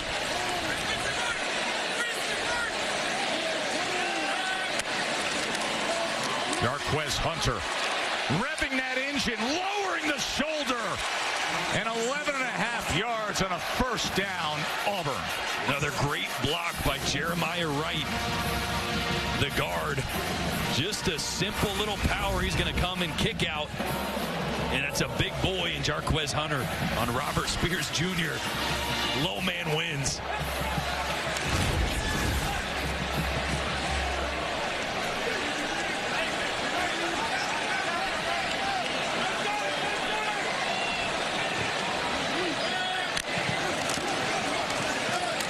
To basics with Hunter as that offensive line drives the pile out to the 22-yard line. Well, and that's why when you watch the tape back from a game like last week for Auburn, you're like, how do you only give Jarquez Hunter 12 carries? Right. Good things happen when the ball is in 27's hands. And it's falling forward for 2, 3, 4 yards at times when the blocking's not perfect. 10 carries now today, 45 yards for Hunter. And again, feel the pace. 13, 12 seconds on that play clock. Auburn really taking their time on these drives.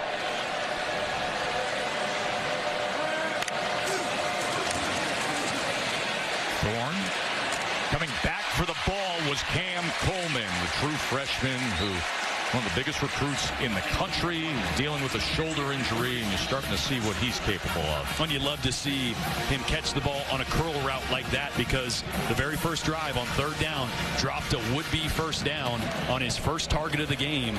So as a young guy, a quarterback showing that trust in you again, coming back to you, having the opportunity to catch one and convert, that builds the confidence. These 2 freshman receivers they have, Coleman, and then Simmons had the 48-yard touchdown. Watch out in the coming years on the outside with Auburn.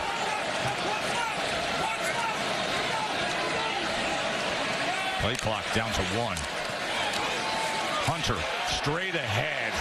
This is the kind of drive that he wants. He talked this week about the workload he desires. He said, I want to have those high school kind of memories where it's fun, where you just make the opportunity time and again.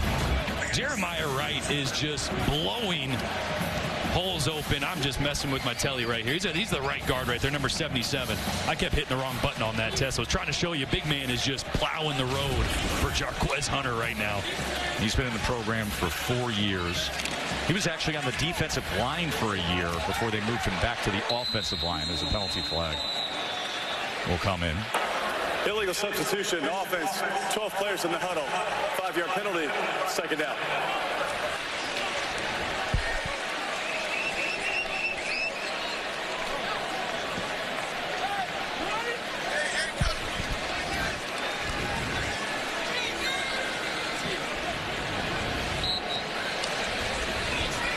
I don't want to say a vanilla look from this Oklahoma defense, but they haven't been forcing the issue a ton, right? These methodical drives, at some point you feel like You got to dial up the pressure, try to force the issue, force one of those turnovers that they're so known for. 2nd and 8. Tackle by Kip Lewis. Alston couldn't find much there. And maybe here on a 3rd and passing situation, that's where you see does Oklahoma decide to bring some pressure here or sit back and play coverage. Dennis Stutzman, projected high pick in next year's NFL draft.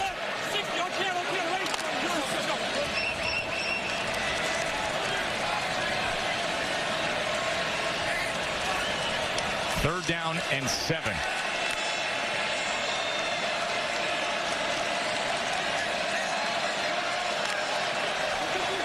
Here's Thorne with time. Shot downfield to an open man, but he throws it to the outside of Cam Coleman. If that is laid out to a post, he may house it.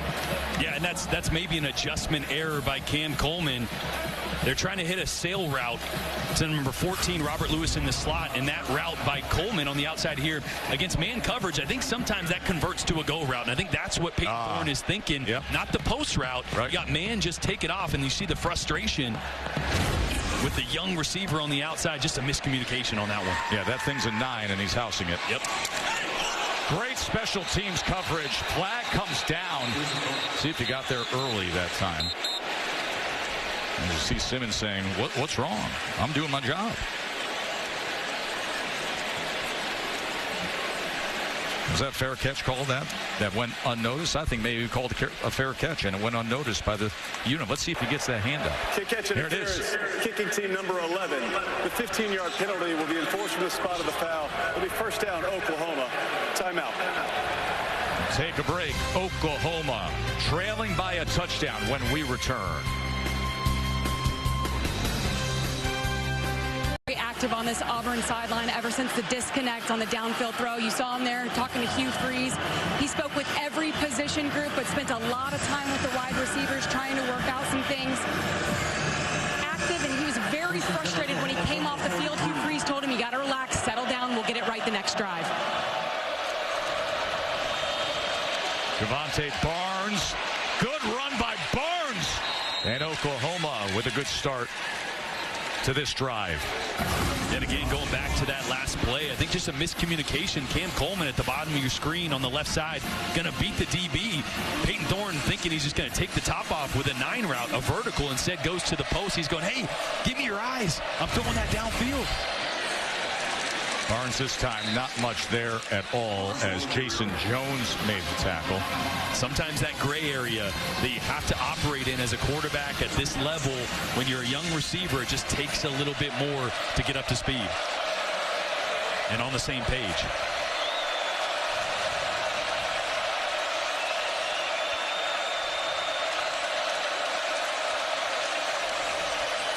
Barnes driving ahead for maybe 2 yards. It'll be third down from there. Mausi makes the tackle in the middle of that defense for Auburn. And you know that section is about to roar for a third down.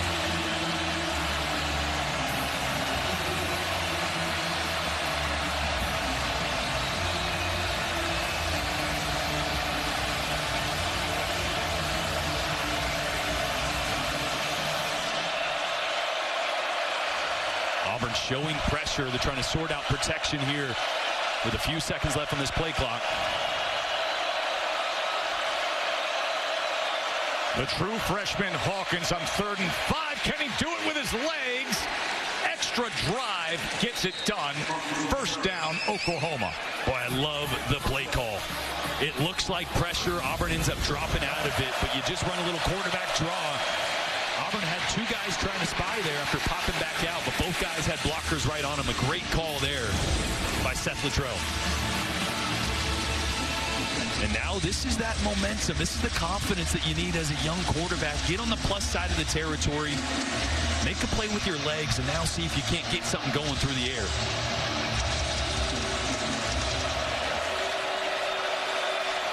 That's only their second third down that they've converted today.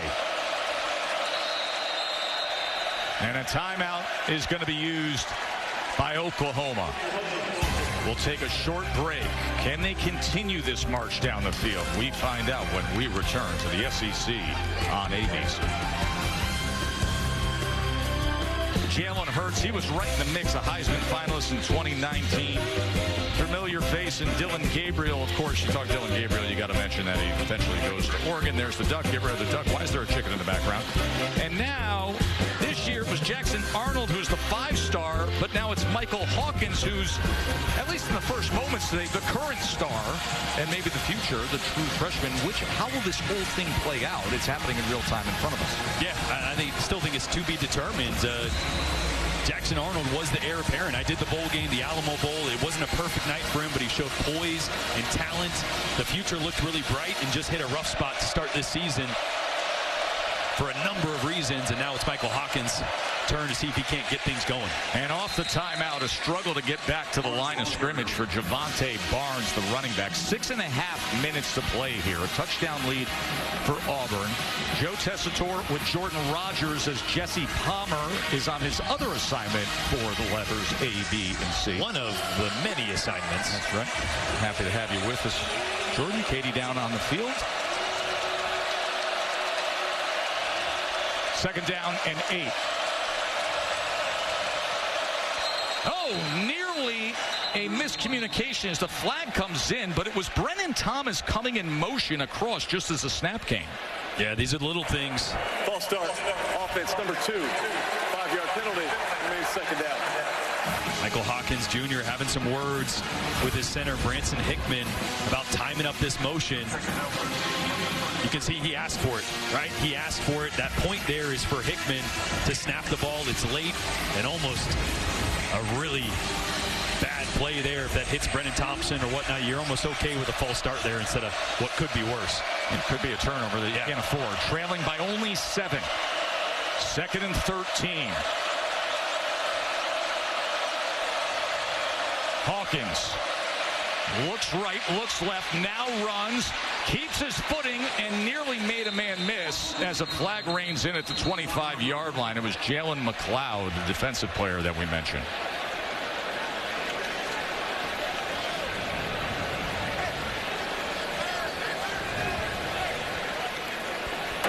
During the run, illegal block in the back. Offense number 17. That's a 10-yard penalty from the spot of the foul. Repeat 2nd down. It's the receiver, Petaway. Yeah, Petaway just trying to help his young quarterback out. You're going to see him coming to your screen right here. On Asante. It was not much. But anytime you stick your hands out to the backside of a defender, they're going to see that. They're going to throw it.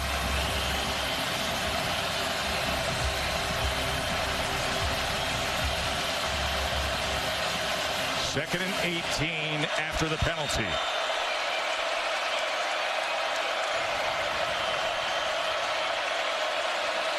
Hawkins with time for now. And able to connect as he gets it to Hester. And Hester keeps his footing, and look at that effort by J.J. Hester. First down, Oklahoma. And J.J. Hester's a guy they've been wanting to get going. The 6'4", fifth-year senior had some drops earlier this year, but a big one here to convert a desperately needed explosive play. Cornerback there, the true freshman, he's trying to midpoint over the top of Petaway. Leaves J.J. Hester in the flats there. Flat defender, too late getting over there. But a great job by this young quarterback of keeping the play alive. That play went for 21 yards. 58 seconds, 4-5-8. They're reviewing the spot of this ball. As it stands, it's only the second play of 20-plus yards for Oklahoma today. And you're going to see his knee right here is going to come down. How close does it get? Does it touch? Oh, yeah. Maybe a blade of grass. Oh, come on. You don't think that touched? Listen, I'm not CSI forensic science of turf here. It's a tough look. Let's see. Yeah, that looks like it touches. I mean, you're better at this thing than I am. You know? Let's just cut to it. I was out there. It's beautiful grass, by the way. It is just gorgeous down on the field before. So the spot's going to probably be right around the 23, 24-yard line there.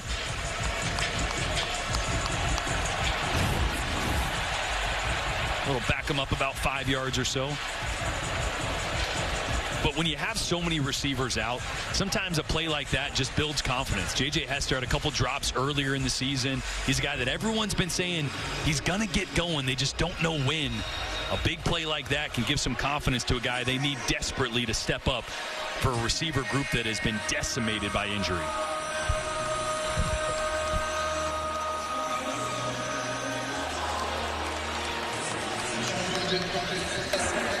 After video review, the ruling on the field stands. The result of plays a first down. I take it back.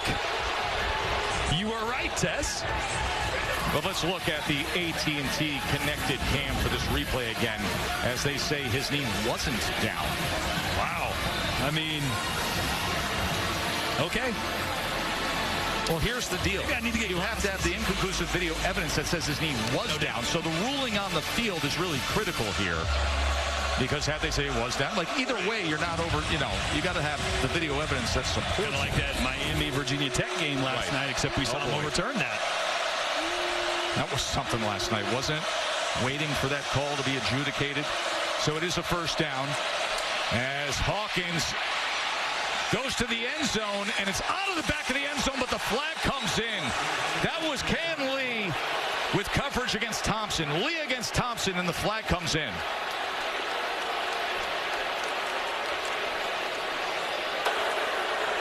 Pass interference.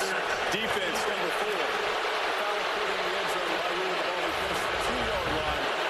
Kay and Lee working on Brennan Thompson. A great job by Hawkins Jr. just giving this guy a chance. And again, you may be saying, was it catchable? The ball came in at a really low angle. You see here on the progressive pylon cam. I believe if he had his feet, could maybe jump and make that play, but it is borderline.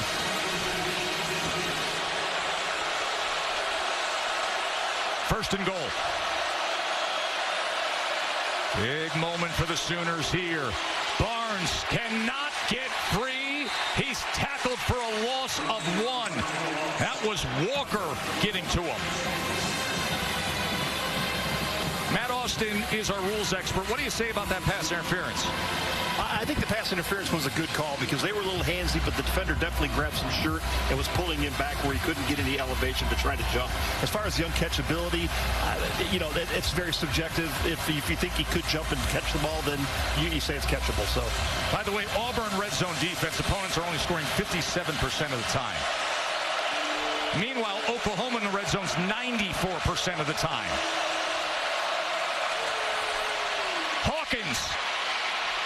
Hawkins is driven back.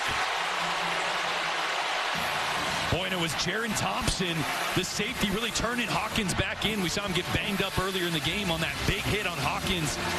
The last time we saw him scramble to his right. And now a massive third down here for Oklahoma. And just listen to this. Listen to what playing on the road in the SEC sounds like. Third and goal.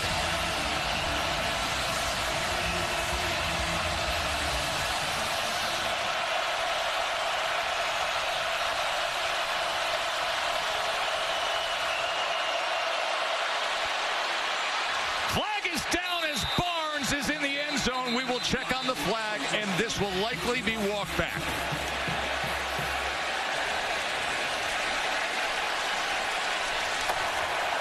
Building a motion, offense. Number 10 was moving forward at the snap. It's a 5-yard penalty, repeat, third down.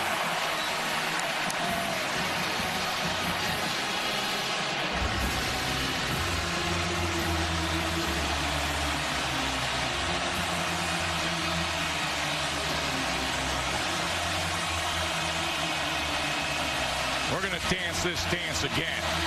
And Jordan Hare is ready to explode as their defense is trying to shut the door on the Sooners' effort.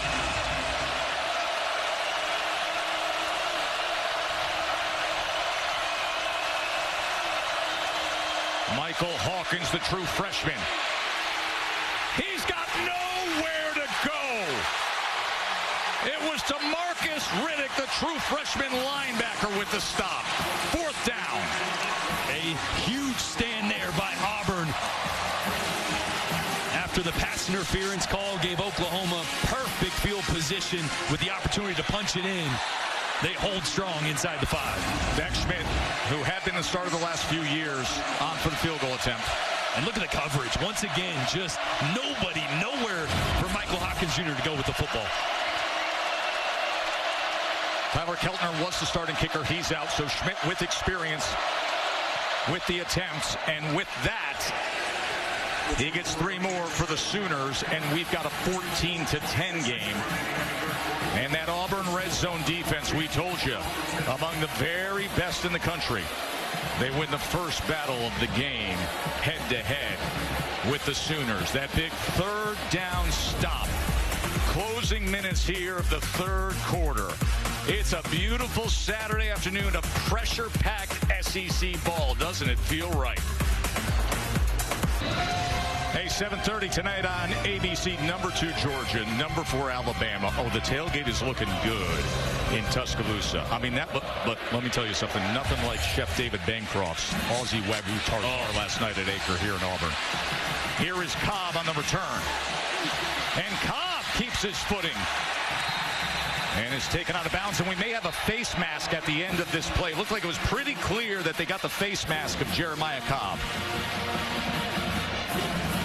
Dude, you destroyed that Aussie tartare with Chef David. 2 plates got put down, 1 on my side, 1 on yours. I had 3 bites. I looked over. Your plate was gone. Oh, I'm not. Listen, I'm getting after it. You probably housed 15 pieces of ribeye in about 2 minutes flat. I'm not bashful when it comes to Acre Restaurant, my man. I wasn't even mad. I was impressed. Personal foul. That's amazing. Face mask.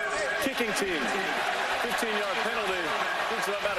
Listen, we mentioned Georgia and Bama. That's the headliner. Our college football rankings are brought to you by Prudential, but look at number 6 on that list. Woo. Kentucky, that defense under Brad White is the real deal. Had Georgia only 13 points a couple weeks ago. Shut down Ole Miss. And how about Texas? Just 14-6 at Mississippi State at Texas right now. I mean, look at this. Director Jeff Evers just making America go ooh and ah right there with the binky, the Auburn binky. She's loving some football today. Oh. She's loving some Peyton Thorne.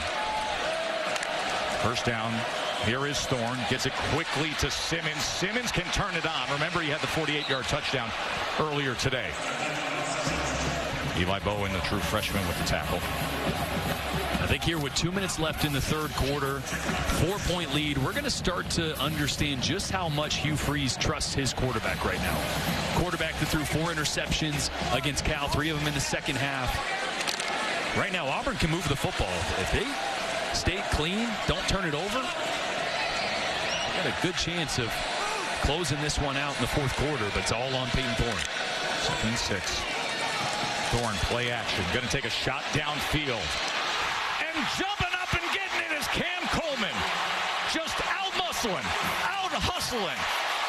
Cam Coleman with the big explosive downfield. And you know what I love? Early eyes. What was Peyton Thorne asking him? Give me your eyes. Look at turns. Is it going to be a back shoulder? Is it going to be over the top? Got his eyes back to his quarterback so he could adjust to the ball. A great throw and a great job by a true freshman at fixing a problem. You just made a mistake a few drives ago. You come back and make a big play doing exactly what your quarterback asked you to do. 42-yard reception for Cam Coleman. Sky is the limit for what this guy will do in his football career, and it's just getting started a month in as the right tackle Miller is down at the end of that play. And Cam Coleman is the highest rated signee of Freeze's 11 years as a head coach, higher than guys like Laquan Treadwell and Dante Moncrief and A.J. Brown. There's been some good ones. Number 8, he's got every chance to be the best. And you're starting to see just the maturation of a young receiver from the 1st quarter, 1st drive, dropping the ball on a 3rd down. The miscommunication on a vertical route a few drives ago with his quarterback, and right there making a play when his quarterback needed him to. Now listen, one of the big stories going into this game was how much Auburn's been turning the ball over. That Auburn's 2-2, but folks, if they're not, listen, the turnovers have killed them. They could be undefeated. Meanwhile, Oklahoma's defense, masterful at getting the ball, at takeaways. They don't have one today. Yeah, just haven't been able to get a ton of pressure on Peyton Thorne. I think Hughes done a really good job of protecting when he wanted to take shots, of getting the ball quickly out of Peyton Thorne's hands. Just not an opportunity to really disrupt Thorne in the backfield. Coleman puts them in position. 42-yard reception. Thorne on the slant. That ball was denied as he was trying to get it to Coleman. It was McKenzie defensively right there. And this is dangerous. This is real dangerous. Watch McKenzie right here. Watch the eyes of number 11 the whole way, watching Peyton Thorne on this RPO, getting right into the passing lane and almost coming down with that one. That's one that maybe just hand it off, right? I know the box count's not perfect, but you're 11, 12 yards from the goal line. Let's just chip away at this thing, not make a catastrophic turnover decision. Stutzman staring down Thorne. Second down. Here's Simmons. Simmons straight ahead, and Simmons was just tripped up by McKenzie. Boy, and a massive block by Rivaldo Fairweather, the tight end, big number 13. Opening up the lane on the outside for Malcolm Simmons. Watch this block by 13 here on the true freshman, Eli Bowen. That's just another great look at the progressive pylon cam of that block by Fairweather, and Simmons getting down to the 3-yard line. Final seconds of the third quarter. Third down and 1. Thorne trying to do it on his own, and I think he's going to be short.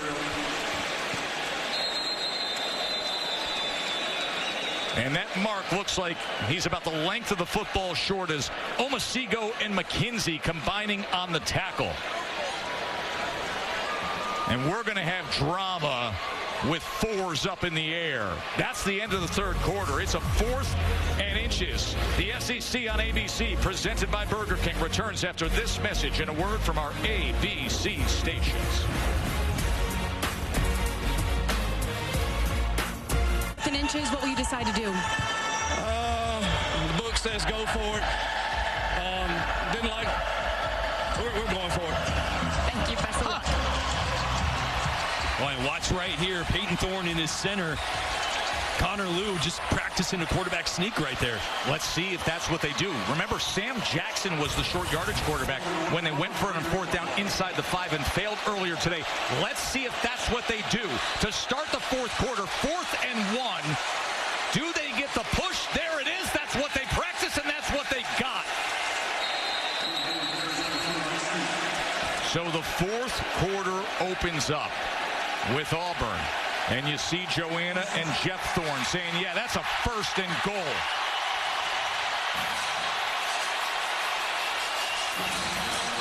That opening drive, we saw the second drive, we saw the 4th and 1. They go to Wildcat quarterback. I love it. This time, put it on your offensive line. Put it on your quarterback, those running backs and tight ends. Little tush push for the pickup. And I love they practice it because this is a team that's gunned all the time. I love that they had all the offensive linemen trying to shield what they were practicing, except you got that sky cam. You got that sky cam, Mr. Rogers. And you found it. Me. Thorne to the end zone. Flag comes down as Luke Deal gets the touchdown reception.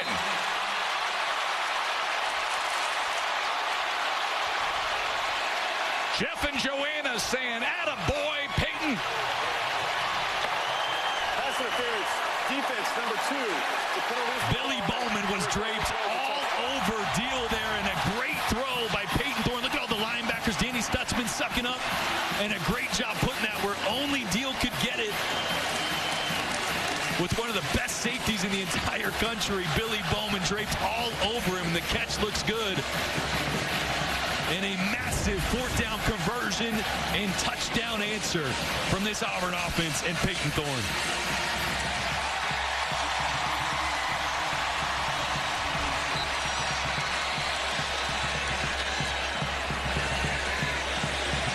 That was a well-managed drive, a little gutsy too. as Magoo adds the extra point. Here's the Olympic gold medalist Suni Lee. Auburn proud, loving that moment there. And Luke Deal came into this game on the season with 1 reception for 2 yards. You're not going to find a bigger one than a little wide pop pass for the touchdown on the best safety in college football. In 1-10. And Joanna and Jeff, proud parents for Peyton Thorne.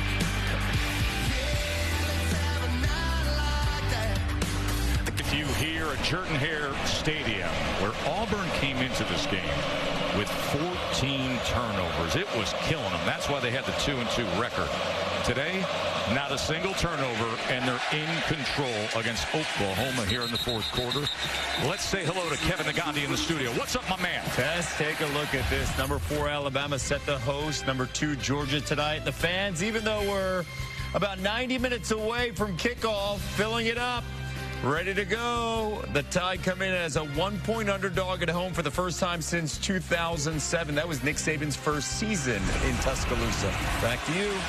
Jordan Rogers, give me the X factor in that game, Georgia and Alabama, coming up here on ABC. I actually think it's Mike Bobo, the offensive coordinator for Georgia. Against Kentucky, they didn't move no motion or anything. I want to see a more creative game plan to give Carson Beck more layup throws to get that passing game going. And now the true freshman quarterback for Oklahoma, Michael Hawkins, in a tough spot, trailing by 11. He only has 61 yards passing up until this. Bauer sharp, chunk play, Sooners. Boy, the respect you have to give Michael Hawkins Jr. when he gets outside the pocket. Watch this corner sit and wait for him, and that leaves Bauer Sharp to escape down the sideline. That linebacker corner was on Sharp, had to peel off to make sure the dual threat quarterback didn't take off with his legs, and it opened up the explosive play downfield. 35-yard reception for Sharp. Hawkins, short pitch to Barnes. Barnes well blocked, and a first down, Oklahoma. Just what they need for this possession. And now you're starting to see an uptick of the tempo here for Oklahoma. They've been similar to Auburn, trying to go fast, slow it down, look to the sideline. They're going to mark them just short, just like an inch short of that line to gain. Well, and Auburn trying to sub right now, so they're going to hold Oklahoma. Let these defenders trot off the field. They only got one more to get off the field there. That was Crawford, who was late to run off. All right, here we go, 2nd and inches. Sawchuk straight ahead and a whole lot more. Gavin Sawchuk, as Oklahoma has found their offense here in the 4th quarter. We're going to check on a flag back at the 29. Holding offense number 87. 10-yard penalty. Repeat 2nd down. Well, it's going to be Jake Roberts. Just getting his left arm hooked on a defender. He's right here. He's going to work up, and then as Sawchuk cuts to the left, he's going to get his arm hooked right around Austin Keys, I believe, the linebacker. That wipes off a big run. Seth Luttrell, the play caller for the Sooners. They got to strike, and they got to strike fast. Sawchuk, the lone back. 2nd and 11.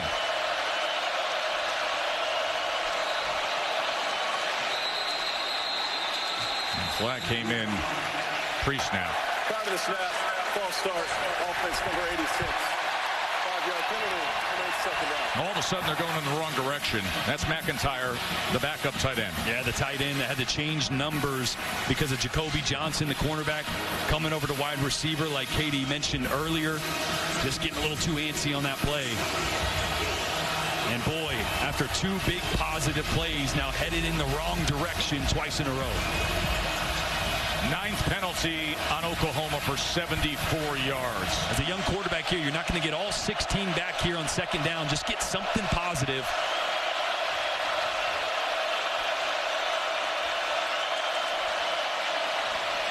Hawkins with a lot of time.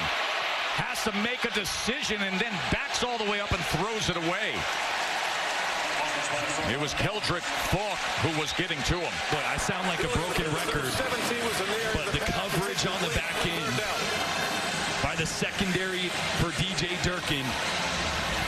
He mentioned mentioned yesterday, Hugh Freeze mentioned, they got 2 redshirt freshmen and 2 true freshmen on the back end playing for Auburn because of injuries. That unit has been excellent tonight. Listen to this place on 3rd and 16.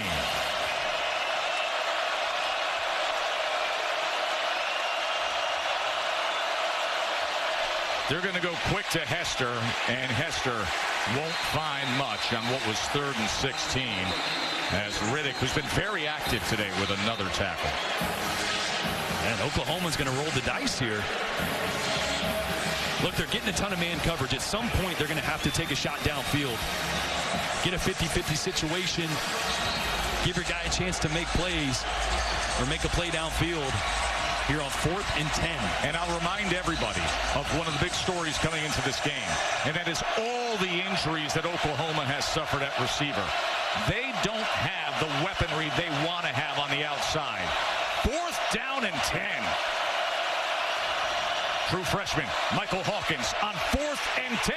He is sacked. Jalen McLeod shuts the door on Michael Hawkins. Jalen McLeod beating the left tackle with a speed rush. He came off last drive with a bum shoulder, back out there fighting through pain in one of the biggest pass rushes of the night to stop Oklahoma on 4th down. And up 2 scores, give the ball back to his offense. Auburn, in a season where they've looked at what's happened, the game against Cal, the game against Arkansas. You heard what Hugh Freeze said. Hey, man, we play Arkansas 10 times. We're winning. Like, these fans are sitting there saying, how do we have these 2 losses? Well, you turn the ball over. Today, you don't turn the ball over. Yeah, great quarterback play today, protecting the football. And the downhill run game really started getting going with Jarquez Hunter as well. Now Hunter right behind Peyton Thorne. He has 52 yards rushing on 11 carries. Maybe they will feed him here in this 4th quarter, and that is the case here. And this is exactly what Jarquez Hunter can do.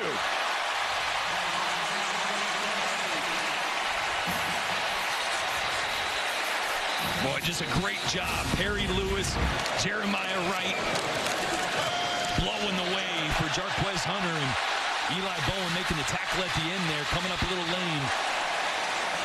He got up and trotted off. Big hit, but a great run by Hunter. And this is where you want to see the physicality, the size that Auburn has up front with Jarquez Hunter, just to be able to take over a 4th quarter on the ground. Oklahoma's defensive coordinator, Zach Alley, said to us the other day, he said, I think Jarquez Hunter is the best player on the field every time he's on the field. And right now he's got 74 yards on 12 rushes. Georgia and Bama is coming up next right here on ABC. Heavyweight battle in T-Town on the other side of the state coming your way.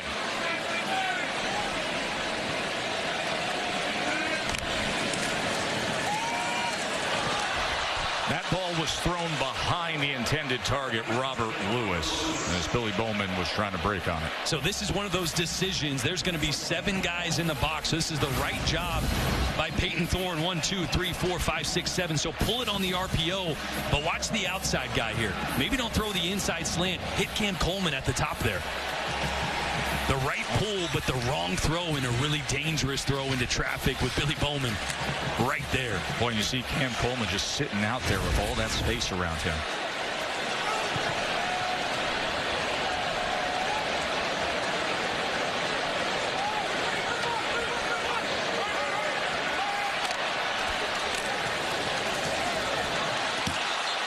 Now, somebody was off the mark there. They went with a quick strike, but KLS was streaking down the field. Yeah, another miscommunication. You got a soft corner there. Peyton Thorne's expecting that to be a hitch route. There was another time on that touchdown throw. Remember, he pumped thinking KLS was going to stop on a hitch route or a stop route, and he went vertical. So a lot of communication issues between these receivers. Not sure who was wrong on that one, but it stopped the clock for the 2nd play in a row when a run play was called. 3rd down and 10. Play clock counting down. And they're going to have to burn a timeout. As Hugh Freeze was watching Peyton Thorne just look at that play clock and say, hey, we got ourselves in a little bit of trouble there. Yeah, I think he's saying you threw that ball twice. We got to hand it off. You had a big run from your running back, Jarquez Hunter. And then twice on RPOs. They might be the right decisions, but let's just hand it off. Let's keep that clock going.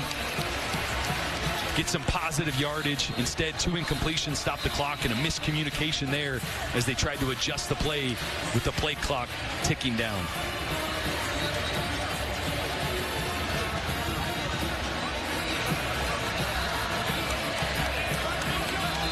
Peyton Thorne 16 of 25, 251 and 3 touchdowns today. On a day we really have seen the young wide receivers shine. As Simmons had the big touchdown, Coleman's had 82 yards to lead the day receiving. They're down in 10 after the timeout.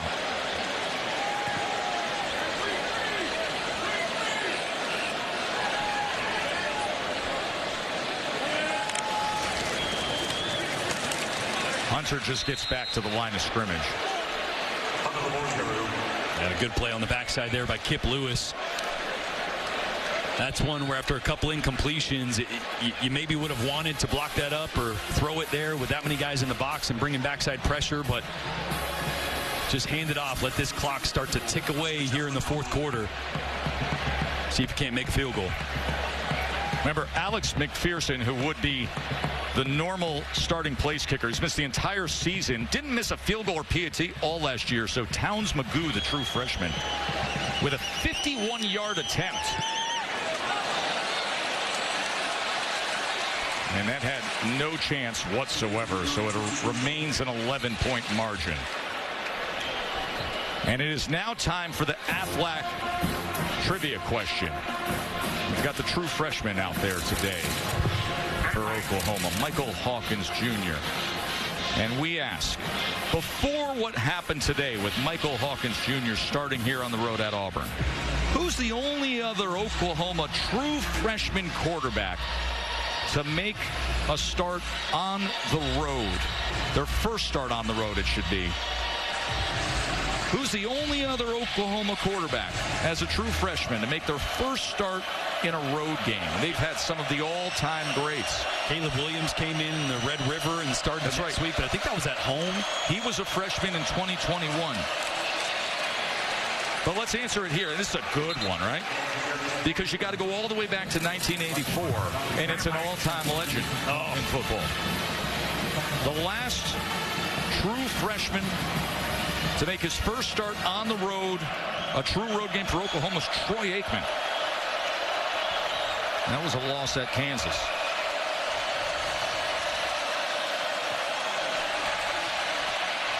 Hawkins is going to air it out and connect. Big time throw and catch. Hawkins to J.J. Hester. What did I say? Last drive, they're getting man coverage. At some point, they're just going to have to take a shot. And who is it? J.J. Hester, the 6'4", 200-pound, fifth-year senior working on Kane Lee. Really the best cornerback for Auburn right here, man-to-man. J.J. does a great job of stepping on his toes there, climbing on the inside, then getting outside and staying vertical. And what a dive by Hawkins. A 60-yard toss from Hawkins. Here's Barnes. And Oklahoma sitting back saying, hold on, we're knocking on the door. And we got just under 9 minutes to play, and we're going to cut into this thing. Boy, I just saw Michael Hawkins Jr. yelling at his offensive line, I think encouraging, saying, let's punch this in. You're seeing the true freshman. Parents in the stands. Annabelle and Michael Sr. Michael Sr., who played for Bob Stoops, was a cornerback. Second and goal. Barnes straight ahead, and here come the Sooners. So Michael Hawkins, the true freshman, starting on the road here with a 60-yard reception to J.J. Hester. The completion downfield, and then Barnes brings it in.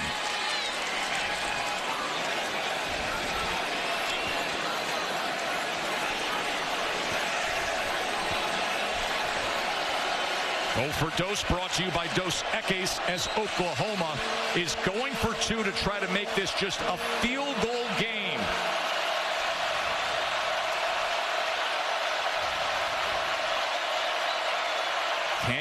cut it to 3. What a moment for Michael Hawkins, the true freshman. 2-point conversion attempt. Hawkins looking to extend this play. Tosses it to the end zone. Diving effort from Sharp. Can't come up with it. It was Jalen McLeod who was pressuring Michael Hawkins.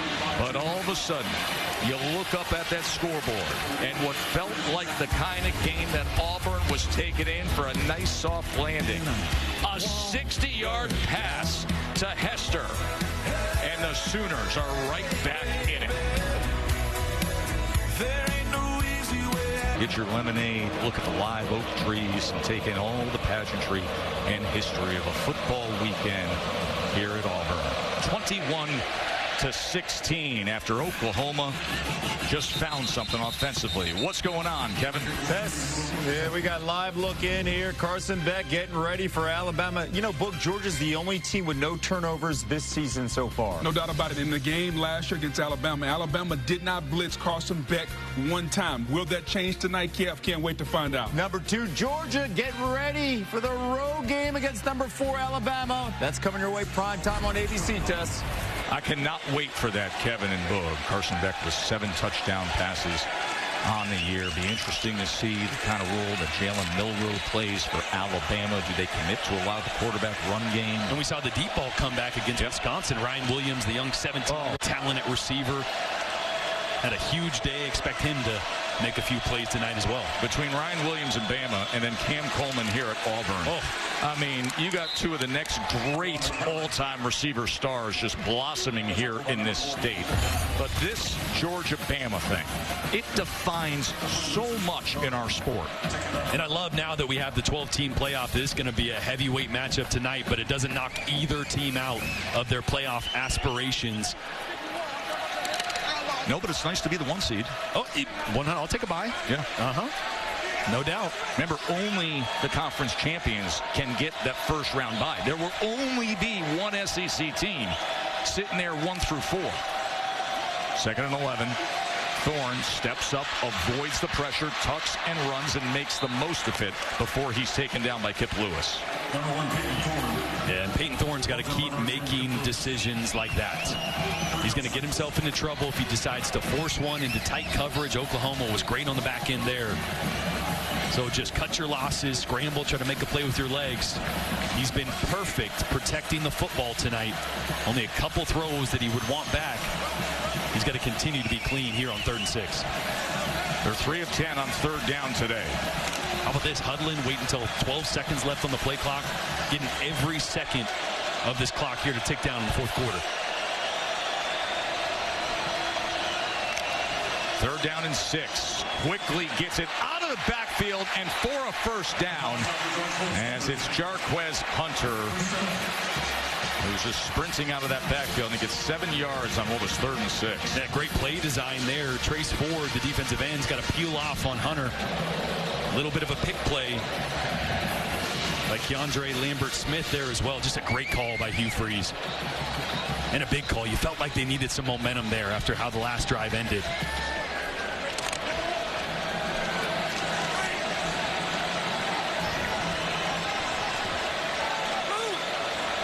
Danny Stutzman and this Oklahoma defense, they need to stop. They need to give their offense a chance here, trailing by 5. Hunter on the ground. Hunter keeps his footing and bursts past midfield. Boy, he's going to run right through an arm tackle from Danny Stutzman. Not many people can say they've done that. But this is Jarquez Hunter. This is why I was saying last drive, just turn and hand it to 27. Like, the first guy never brings him down. A couple positive plays to 27, and that clock now ticking under 6 minutes.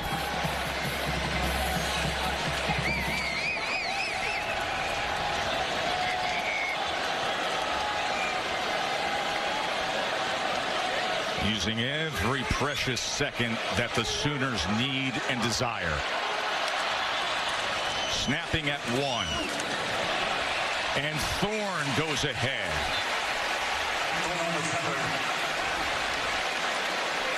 Boy, a little wrinkle there on the zone read. That time a B-gap insert. And Auburn has just eaten up the clock. Time of possession you see there, 30-23.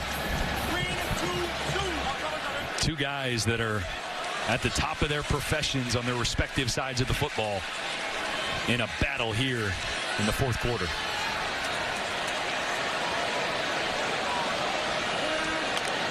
It's 4-minute offense for Auburn as Alston that time was tackled for a loss. It was a good effort defensively by Omasigo. And Oklahoma keeps adding a second-level defender to the box here. I think they're saying, look, we're not going to let you just hand off and take the time away in this game. We're going to force you to throw the football here. Put the ball in your quarterback's hands. Des Malone and Danny Stutzman and the rest of this Sooners defense. Auburn goes trying to find a Mustang package, all 5 wide receivers, no running back in the game, and Oklahoma stacks the line. On 3rd and 4, can the Sooners get the much-needed stop? Thorne. It is intercepted! Intercepted by Lewis! Kip Lewis! Could he? My, oh my! Pick 6!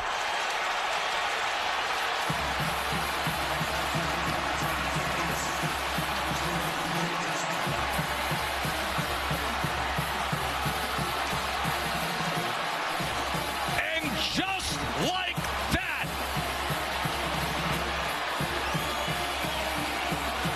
We have been praising Peyton Thorne for protecting the football. It's been the storyline of this Auburn offense all year. Oklahoma just needed one here in the fourth quarter to go their way. They dial up a zero pressure and bait Peyton Thorne into throwing exactly where they wanted him to. And now Oklahoma is going for 2 to try to push the lead to 3.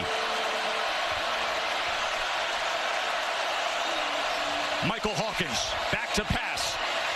Now he's going to try to run, extend the play. Hawkins looking for anything. Can he get to the corner? Dives in!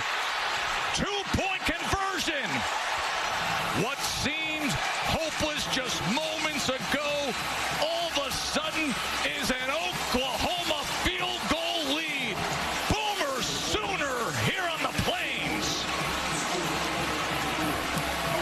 Are we seeing a star born in front of our face in Michael Hawkins Jr.? We've seen it with his legs. It was the big pass play to J.J. Hester to cut it to a 1-score lead. The pick 6 and then putting his body on the line to put Oklahoma up a field goal. I mean, this is outrageous. Auburn was in a 4-minute offense, running clock. Turnovers have killed them all year long, and they didn't have one. Here's the 2-point conversion. And Auburn has struggled with mobile quarterbacks, keeping them in check. Hawkins makes the decision right here. I'm going for broke. And we saw him come up short last week against Tennessee on a similar play, putting his body on the line this time. Punches it in. A 63-yard pick 6 interception return touchdown by the captain today, Kip Lewis. And I love what Oklahoma did on that pick 6. They stacked the line of scrimmage, everybody up close to force Peyton Thorne into a hot throw.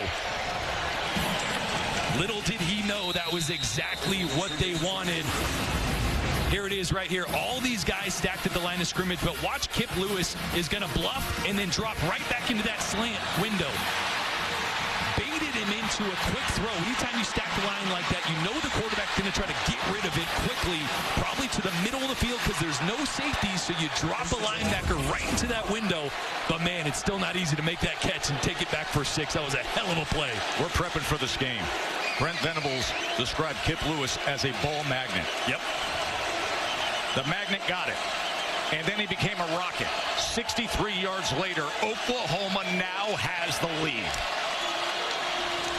Option, Thorne, pitch to Hunter. Hunter out at about the 29-yard line, under 4 minutes to play. The story has been turnovers for these two teams. Oklahoma now 49 points off of turnovers. That's the most in major college football. And the storyline for Hugh Freeze and this Auburn offense continues with turnovers as well. Here's Thorne. Back to business. First down for Auburn as he gets it to Robert Lewis. Under 3.5 minutes to play. And here, 2 timeouts for Auburn. 3 minutes and 20 seconds left. You just need a field goal. Don't feel like you got to start taking shot plays. Take what's there. Get back to the ground game. Methodically get this thing downfield.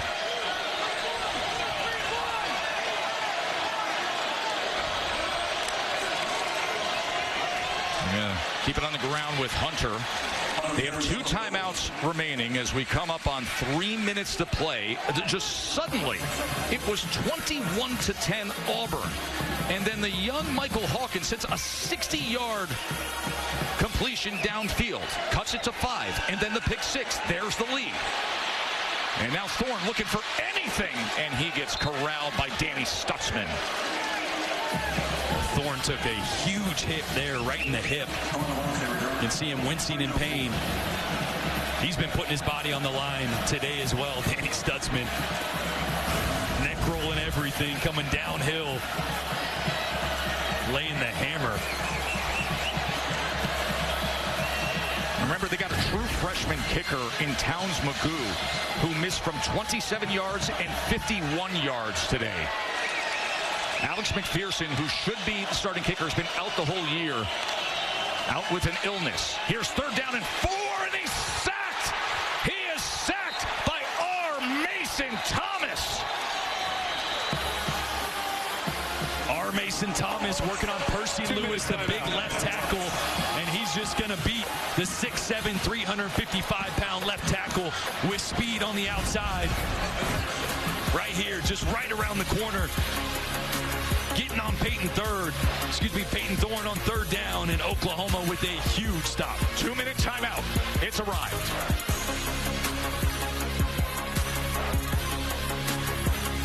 Here at Auburn, with Auburn all of a sudden trailing by 3, facing a 4th down and 11. Game on the line. A near miraculous comeback by the Sooners with a pick 6 from Kip Lewis that gave them the lead moments ago. Here it is, 4th and 11. Peyton Thorne back to pass, pressured, extends the play. Chased down and absolutely blasted. Blown up by R. Mason Thomas again. Back-to-back plays by R. Mason Thomas. First on the left tackle, this time on the right tackle.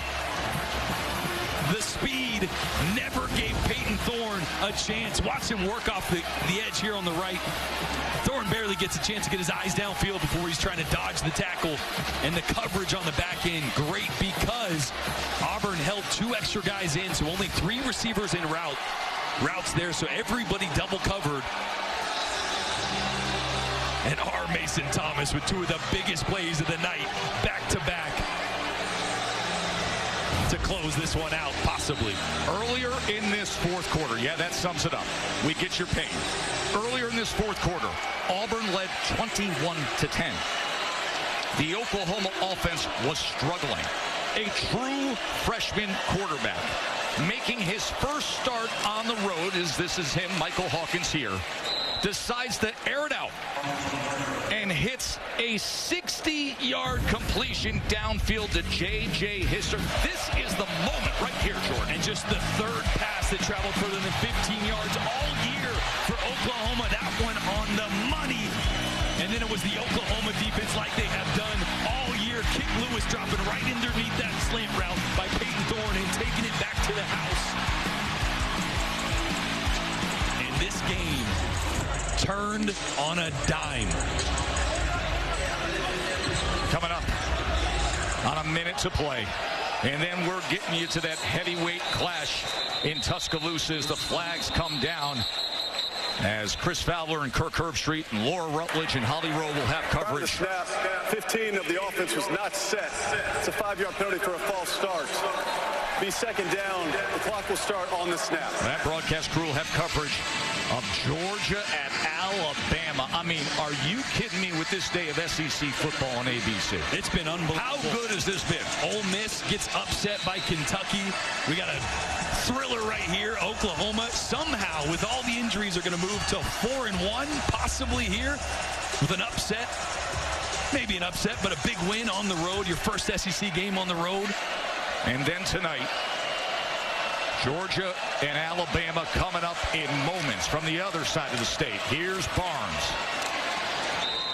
Let's go to the studio to Kevin. Tess, I wonder what he's thinking about right now at Nick Saban Field. We'll find out soon. Saban and College Game Day will be live from Tuscaloosa to get us ready for Alabama and Georgia. Meanwhile, there is Kalen DeBoer's team coming in as an underdog. Primetime matchup. Let's go back to the Plains. Thank you very much, Kevin.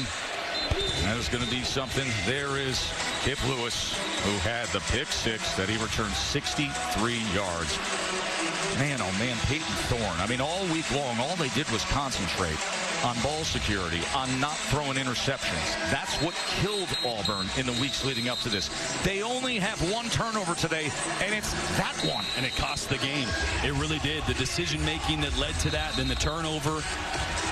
Auburn still with one timeout here, so on third down, they're going to be able to stop the clock, force Oklahoma to make a decision. Do you kick the field goal? Probably, yeah. But then that still makes it a manageable one-possession game. One-possession game. But it gets it out of the field goal range. Yep.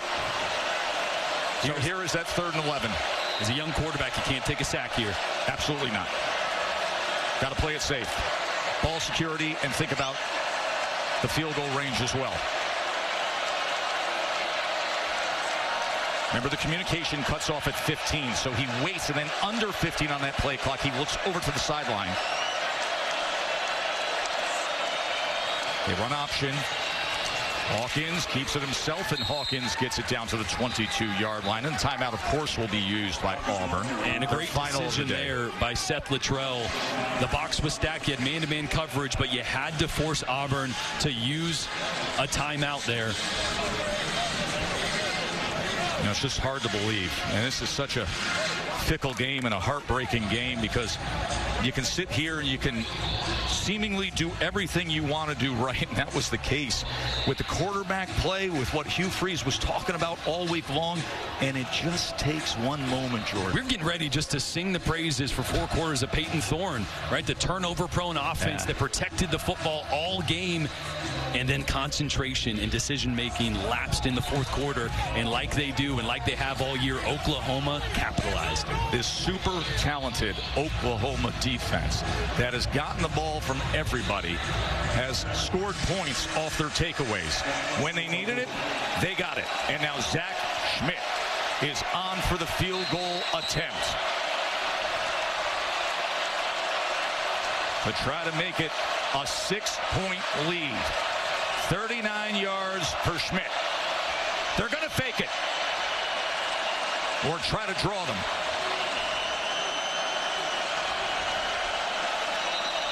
See if they call a timeout here. As quickly Josh Plaster, the holder, went under center and gave them that look. So now one timeout remains for Oklahoma.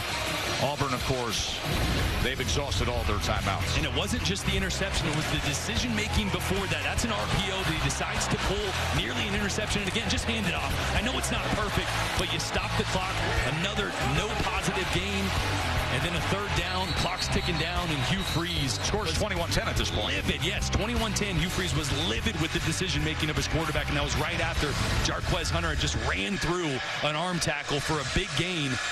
Sometimes, no matter how it looks late in the game, you just got to hand it off. Keep the clock moving, churn yards out instead. It's a different ball game here with 58 seconds left. All right, so back to business for Zach Schmidt. 39-yard attempt to try to give them a little bit of a cushion here with under a minute to play. Well struck good rotation, and through. So now the stage is set for Auburn with no timeouts remaining to salvage this day at home. Field goal off the board now, so with no timeouts and probably a little less than 50 or around 50 seconds left, you're going to have to go nearly the length of the field. How does Peyton Thorne respond after a devastating interception that turned this game?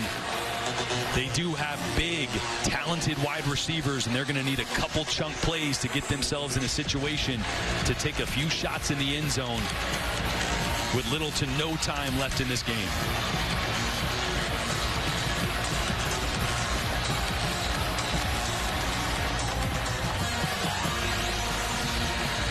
Boy, the roller coaster of emotions. Isn't it amazing? Auburn fans have been through today. Finally seeing their offense have a pulse, protect the football, go up and down the field, to have your hearts just ripped out here in the fourth quarter.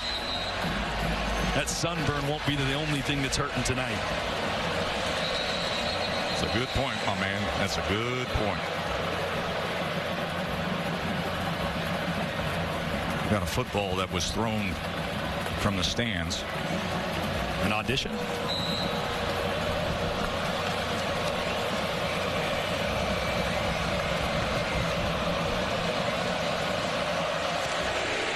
Schmidt kicks away. And Jordan, I will ask you now. If you are Peyton Thorne and you are Hugh Freeze and you got to manage 54 seconds to bring it all the way down the field for a game-winning touchdown, how do you approach it? Well, you got to get a layup first. You have to get some kind of positive yards on this first play. A negative play or zero gain is the worst thing that happens. Then you can push the tempo. Then you can try to take a shot down the middle of the field. Because remember, that ball, the clock will still pause on a first down, give you time to line up, clock it if you need to, and salvage some of the clock. But this first play is so important to get some positive gain. You got really talented receivers with KLS and then the two-star freshman. Let's see how he goes to work here. Here is Thorne. Quick strike over the middle as he is able to connect with Fairweather, the tight end. Oh, in an important spot there. They gave him the first down. So the clock will pause momentarily. 10 yards to Fairweather. Thorne. Oh, there's the blitz, and they bring him down. It was Robert Spears Jennings just darting in like a rocket. Heat seeking on Peyton Thorne. This is where you still got to have awareness of where your pass rushers are. Haven't said his name a ton tonight.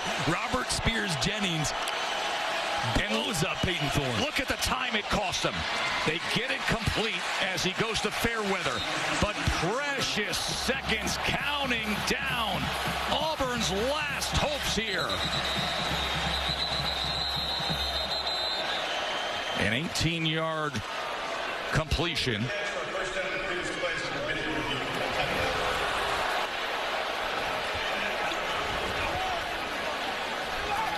Last play is under review. They're going to take a look at that reception and that spot.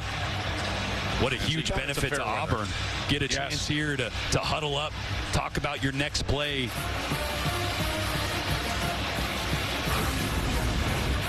You see Fairweather working down the middle of the field twice in a row with big catches. You can see, oh, he's going to be short of that line of game. I think that's going to be at least a half yard short or so. Let's bring in Matt Austin, our rules expert. Give us the complete scenario here, Matt. Yeah, Joe, I think it's pretty clear that he's definitely going to be short. And what that's going to do, it's going to create a running clock, which means the clock never should have stopped. So what they're going to do is they're going to put him down about a yard short of the line to gain. They're going to reset the clock to where it was when the runner went down. Then there's going to be a 10-second subtraction. And since Auburn doesn't have any timeouts left, there's nothing they can do about it. So they'll reset the clock to 19, then run it down to 9, and the clock will start on the ready for play. Wow. That is a compromised situation with the clock that Matt Austin, our rules expert, longtime SEC official, puts forth. But watch how he comes up short here. After video review, the ruling is the runner was down short of the line to gain to the 44-yard line. The clock will be reset to 19 seconds. Because it occurred under 2 minutes, there's a 10-second runoff. It'll be set to 9 seconds to start on the snap, on the ready. Third down. On 9 seconds, that's it. Yeah. No timeouts, 9 seconds. So Auburn's going to have to decide, do you want to snap it right there, or do you want to... Well, it's third down, but you still could Well, it'll be fourth down then. Yeah, you still could clock it, though, and take a breath and Yes. figure out what that one play is, because You have the luxury with it being third down. the 1 yard doesn't matter. You need 20 or 30 yards right here. Here we go. Here's Thorne. Back to pass.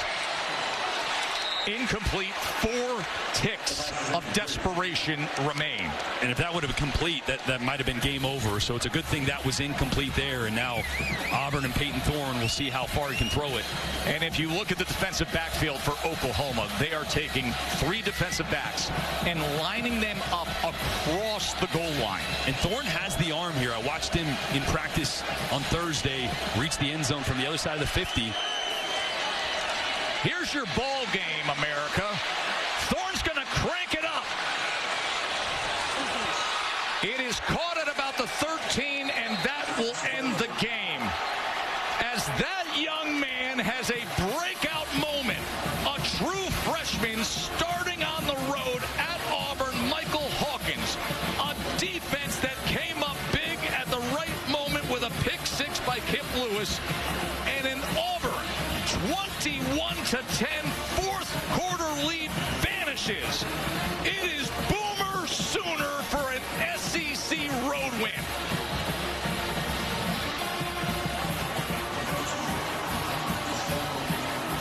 Absolutely incredible fourth quarter. Coach Venables is with Katie. Thanks, Tess. Brent, it was 21-10. Auburn looked like they were in control. How did your team gut this out and pull off this comeback? Yeah, just staying together, believing. What a last couple of minutes there of the game, man, where our guys just dug in and were there for each other through the good, through the bad. Fantastic. There's great stops and amazing a couple touchdown drives there by our offense. Better late than never. Incredibly proud of our guys. And Auburn, man, they played so well for so long. But, hey, we just kept hanging in there at the end. That's what we told them, man. Just find a way to win. Get to 4-1. Somehow, some way, you got to believe. You're going to have to be ready to fight your butt off all the way to the last seconds off that clock. That's what coming to Auburn will do to you. You were not thrilled with your defensive play at halftime. How pivotal was that group's performance, especially in this fourth quarter? The fourth quarter, fantastic. And, again, Auburn's really good, man. When we went into this watching them from a year ago and running the ball on some really good people like Bama and Georgia. And they'd be 4-0 coming into this game had they just taken care of the football. So they blocked us. They ran through us, and they were physical. And our guys never stopped believing and kept fighting. And, boy, what a really great win. You don't win this game without Mike Hawkins, 60-yard completion to Hester, him putting his body on the line for the 2-point conversion. It's about time, man. We've been waiting for an explosive play. And then how about Zach Schmidt? You know, what an amazing young man. Tyler Keltner had appendicitis, so he joined the injury list, and Zach was just fantastic, man. Fantastic all night long, and came up huge when we needed most, because that makes the difference on how they're managing that, those last few seconds there. Do they need a field goal or a touchdown? So, man, he's got ice in his veins. Really happy for him. What'd you make of Hawkins' first career start? Yeah, just his guts and his toughness. He can, Jackson can make a lot of really good plays, too, with his legs. Mike has great burst, incredibly explosive. He did a nice job keeping his eyes down the field. He's got a tremendous belief in himself and his teammates. He strains every snap, and the teammates followed that tonight, and that's how we won the game. They never put their head down. They continued to just buy into what we're asking them to do, and so the guts and the toughness, man, you can't put a value on that tonight. Congratulations. Thank you. Appreciate it. Tess. That 60-yard completion by Mike Hawkins, just the second Oklahoma quarterback to make his first start as a true freshman in a true road game. The pick 6 did it, too. 27-21 for Katie George and Jordan Rogers. I'm Joe Tessitore. Enjoy the rest of your night, including Bama and Georgia. So let's get you to T-Town with Reese Davis.